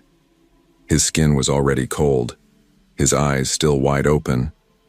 I don't remember much after that. My hands and clothes soaked with blood, I stumbled out into the daylight. Everything after that moment became a blur.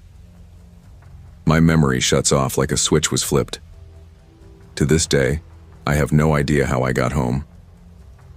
The next clear memory I have is standing in front of his coffin. The smell of roses and incense in the funeral parlor.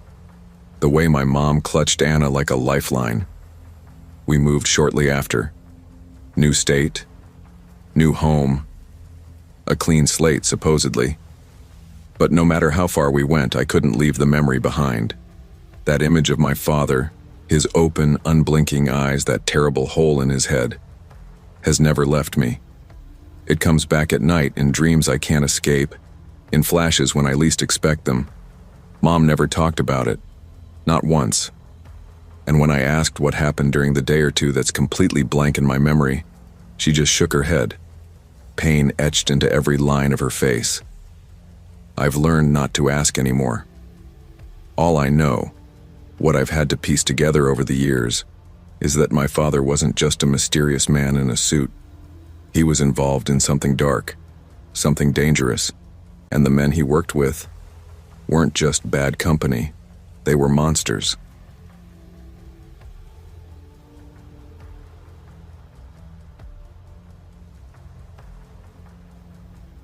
My name's Harry Wellington, and what I'm about to share with you still haunts me, even years later. I was just 14 when it happened, and at first, it didn't seem like anything more than the kind of weird stuff that sometimes floats around in a neighborhood. There was this boy named Matt who lived nearby, same age as me. His parents, Grace and Richard, were unusual.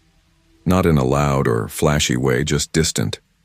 They barely spoke to anyone else on our street except to my family, which always struck me as odd, but, you know, when you're a kid, you don't question those things too deeply. My parents, Noah and Carter, were the opposite. Warm, open, always there. We were a tight-knit, happy family. I remember playing with my action figures in the living room one afternoon, sunlight pouring in through the windows, when I suddenly heard shouting from Matt's house. The walls weren't thick enough to muffle that kind of argument. "You've never given me anything I needed." Grace's voice rang out raw with anger. Then came Richard's voice, sharp and strained. "If you don't change, I'm leaving." There was a pause, a silence that felt heavier than the yelling. "Please don't say that, Meg. What are you even talking about?" she pleaded. Arguments like that weren't new. Their voices had echoed through the neighborhood before, always heated, always unsettling. And since our houses were right next to each other, we'd sometimes see them a little too up close. I remember one afternoon in particular, just before they left for vacation. Grace and Richard were loading their car, clearly in a hurry. My dad asked, "Where's Matthew?" "In the car already," Grace answered quickly, almost too quickly, brushing a lock of hair from her face and giving a smile that didn't quite reach her eyes. "Take care, okay?" I said, stepping forward, trying to be polite. But something didn't sit right. There was a weird tightness in the air, like everyone was pretending. I couldn't shake the unease, so I wandered over to their car. I could see a silhouette inside, in the back seat. But as I got closer, I stopped dead. It wasn't Matt. It was a doll. Life-sized, dressed in his clothes, head resting unnaturally against the window. Its eyes were glass and its arms were limp at its sides. For a moment I thought maybe it was a mannequin or some kind of prank, but no. It was deliberate. Horrifying. I turned and ran home as fast as I could, breath catching in my throat. I told my parents everything, but they just exchanged amused looks. "Oh, Harry, your imagination runs wild," my mom chuckled, ruffling my hair. But I knew what I saw. Time passed. The memory of that moment faded. Somewhat. Then, one afternoon while I was playing soccer with my friends Angela and Chris, I kicked the ball too hard. It rolled down the slope at the edge of the park and disappeared from view. "Hey, Harry, can you grab it?" Chris called. I jogged after it, muttering to myself. But as I approached, the ball kept rolling. Not fast, slowly, unnaturally, like it was being nudged. Eventually, it stopped under a gnarled old tree behind Matt's house. I reached out to grab it. Then, I froze. There was a noise above me, a faint creaking sound. I tilted my head back and looked up. Hanging from the tree was a figure. My breath caught in my chest. It was the charred, grotesque image of a child. Its skin looked melted, distorted with patches of black and red. One eye hung loose, dangling by a thread of flesh. Long, claw-like nails extended from bony fingers, one of which reached down toward me, slowly swaying in the breeze. Its mouth was open, as if it were trying to scream, but no sound came. I opened my mouth to scream, but no noise came out. Then everything went black. When I woke up, I was in bed, drenched in sweat. Angela was sitting beside me, gently shaking my arm. "You passed out," she whispered. Worry etched all over her face. "We brought you home. You've had a fever since then." The fever lingered for 2 days. It was relentless, burning through me, making my dreams twist into nightmares. On the third night, I opened my eyes to silence. The house was unusually still. I could hear the distant drip of water, maybe from the bathroom where Dad was, and the clatter of dishes from the kitchen where Mom was working. I sat up, delirious, and looked out the window toward Matt's house. And that's when I saw him. He was standing by the upstairs window, face pale, lips moving soundlessly. His eyes were locked onto mine, wide and desperate, as if he were trying to say something important. But I couldn't hear him. I couldn't even think. He wasn't supposed to be there. He was supposed to be on vacation with his parents for a whole month. My head swam. I pressed my forehead to the glass, squinting to be sure, and then, just behind Matt, something moved. A woman stepped into view, Grace.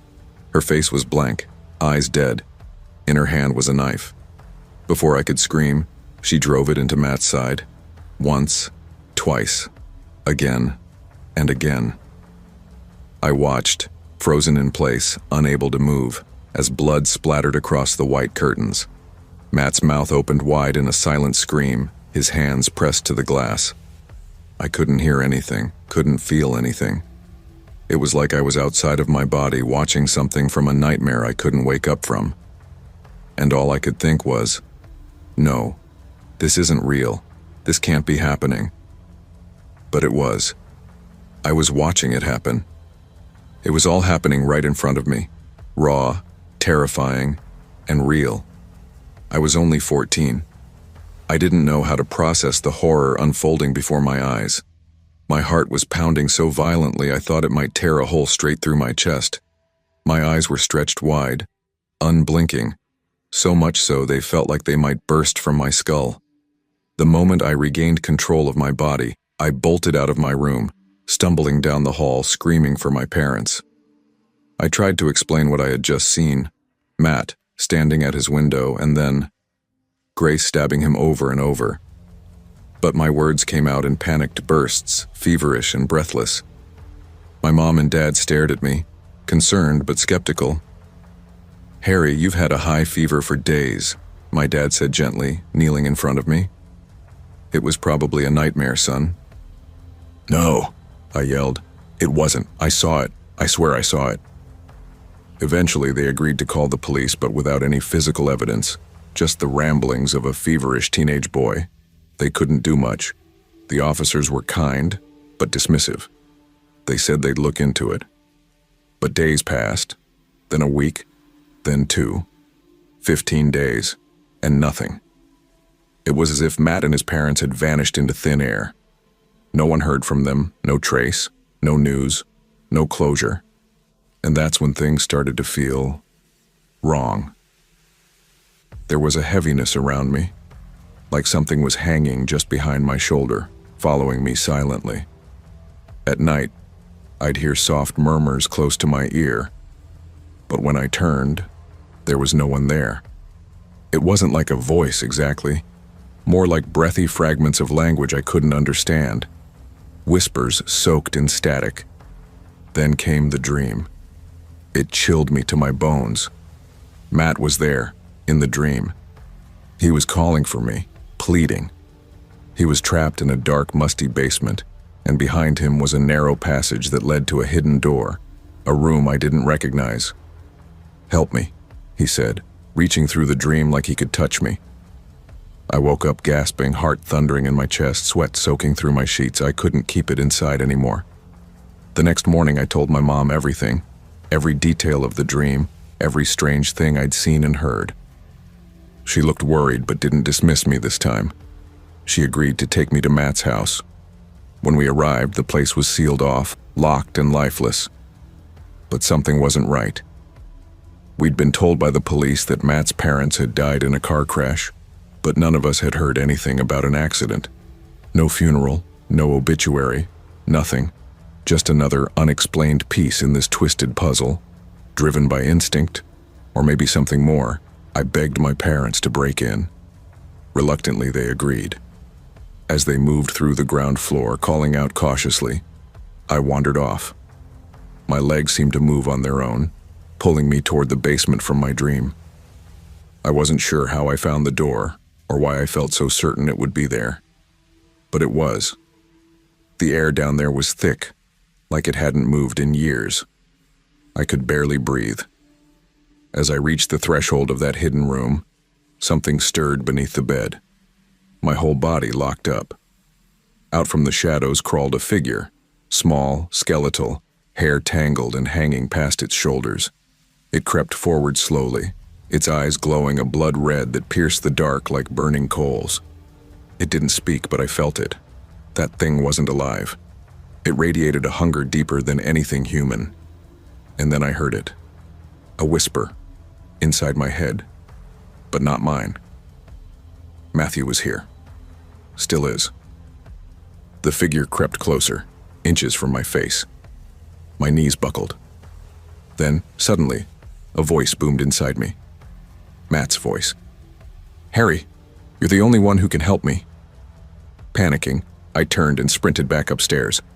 "Mom, Dad, down here, now!" I screamed, not even knowing if I was making sense. They followed me immediately, and together we burst into the hidden room. And there he was, Matt.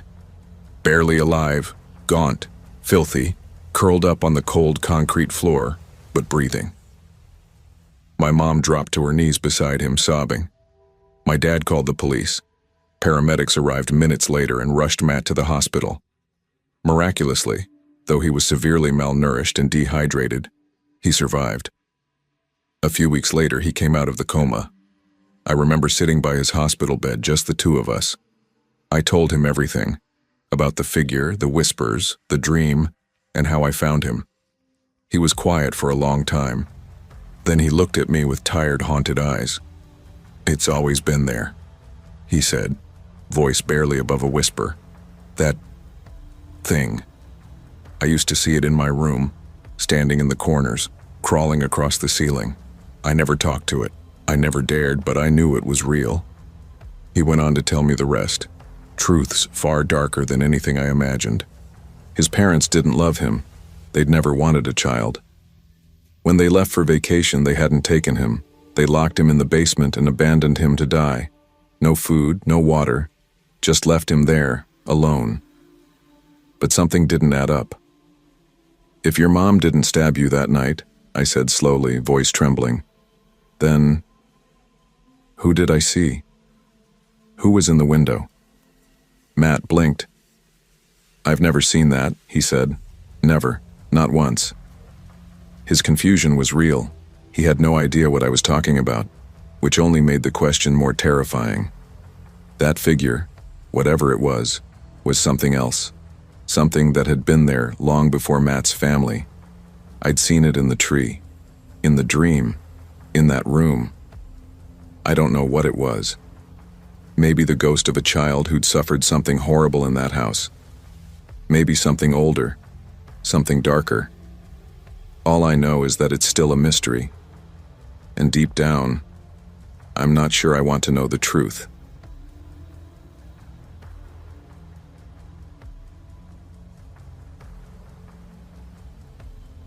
When he was a kid, my neighbor Stuart had always been different.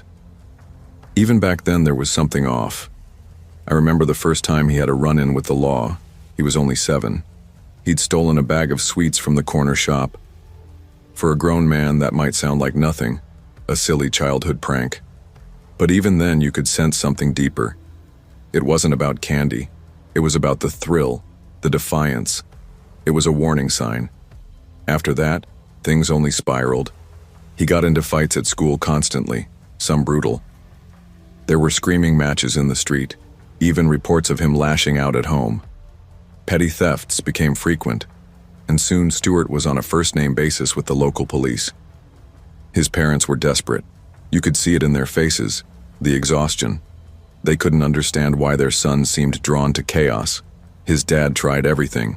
Groundings, harsh punishments, therapy sessions, nothing stuck.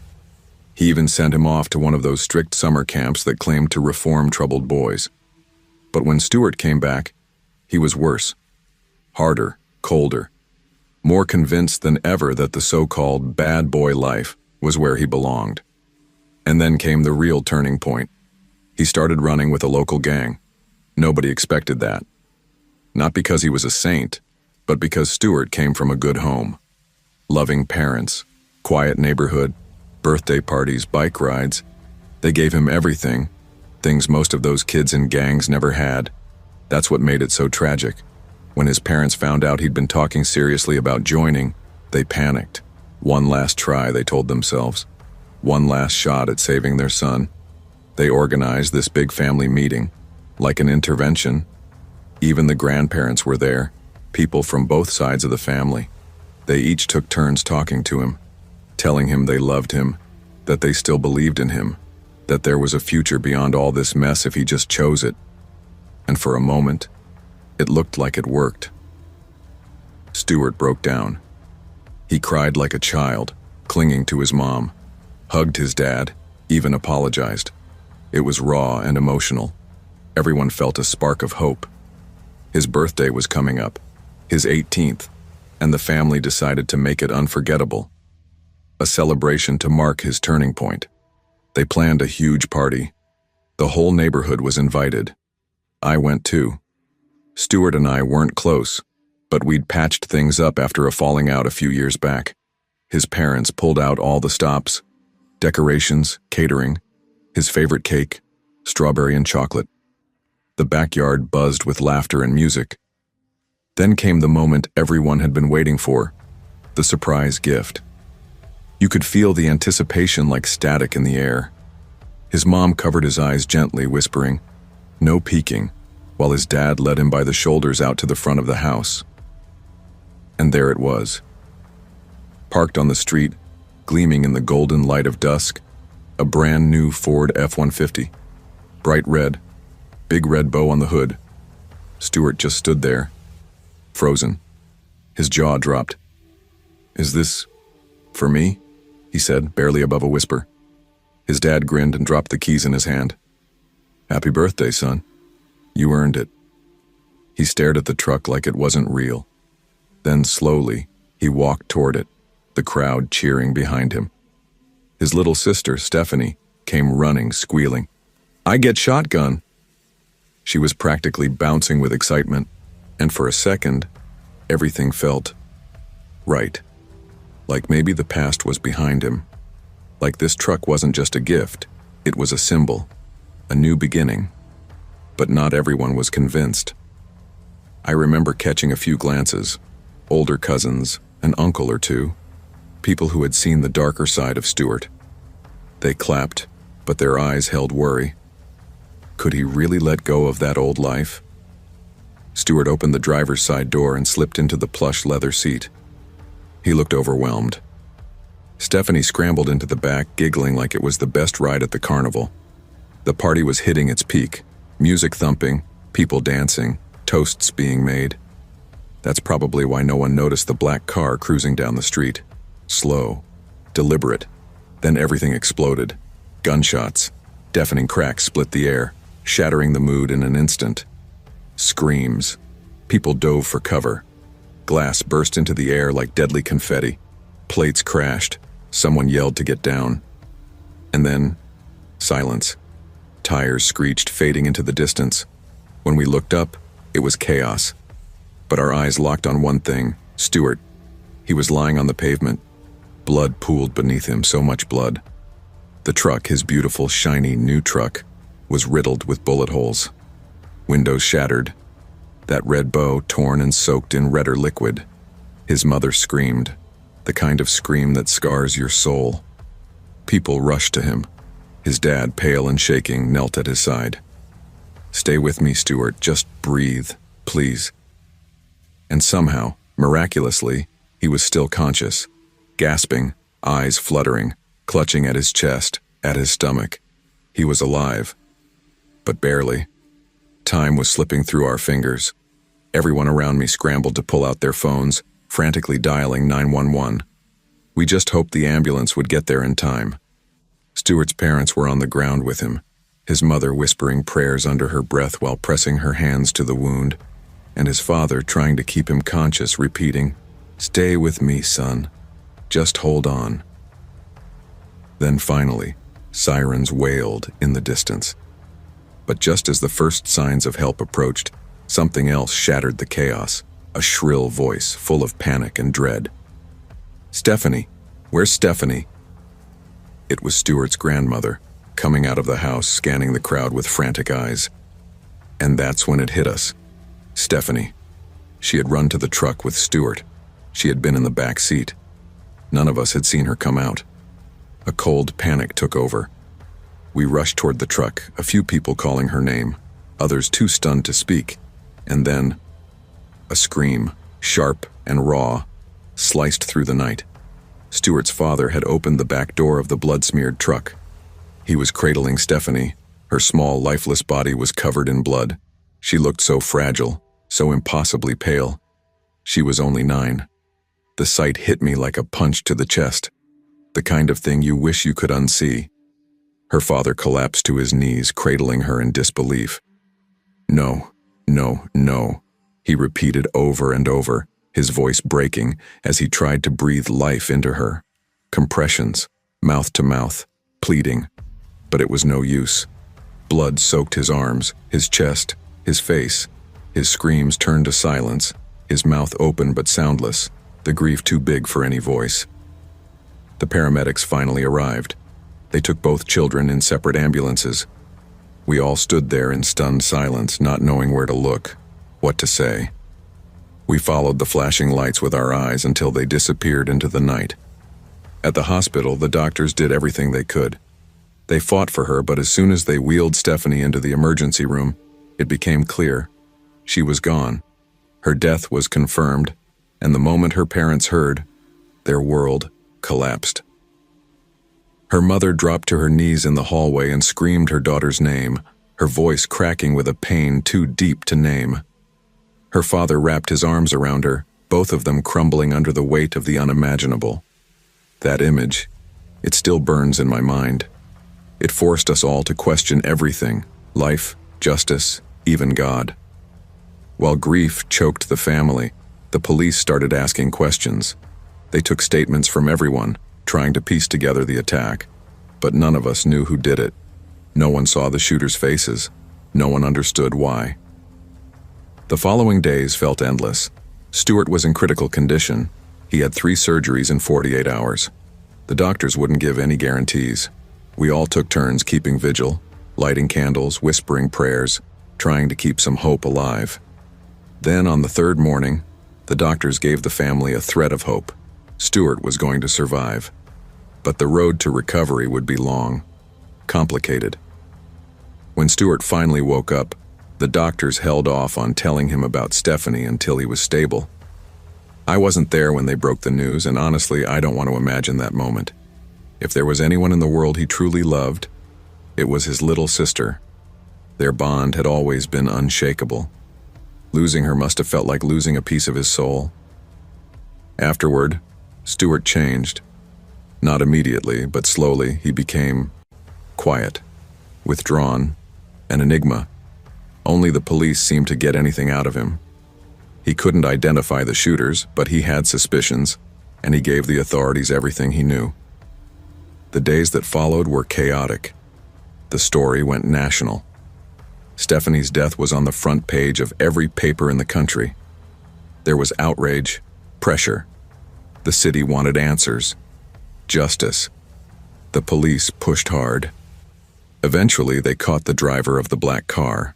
Then, a few days later, he gave up the shooter, the one who'd fired the rounds that tore Stuart's world apart. Almost a year later, the trial came. Stuart walked into the courtroom with a cane, his steps slow but steady, every limp a reminder of what had been taken. He testified with remarkable composure. The two shooters, already linked to other violent crimes, were sentenced to death. That brought a small sense of relief. At least we knew they were off the streets.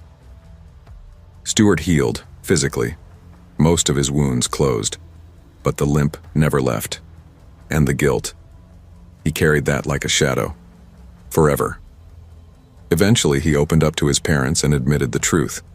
He had joined the gang. Not just flirted with it, he'd been one of them, but he had left, right before the shooting. And that's why it happened. It was retribution. After the tragedy, I found myself spending more time with him. At first, just to offer support. But over time, a friendship formed. We talk now and then. Nothing deep, just check-ins. Still, every now and then, he says something that sticks with me. Once he told me about a talk he had with his dad when he was 15. He had just come home from school after another suspension. His father had sat him down in the living room. No shouting, no punishments this time, just quiet anger and deep concern. His dad said, "You think you've got it all under control, that you're untouchable, but what you're living through now, these little fights, these warnings, that's nothing. One day the chickens are going to come home to roost and they'll bring with them what you really deserve. You stay on this path, you'll end up in prison, or worse, dead. And it won't just be you who pays. It'll be us, your family. We'll suffer too." I saw in Stuart's eyes that those words haunted him, still do, because they weren't just a warning anymore. They'd become a prophecy.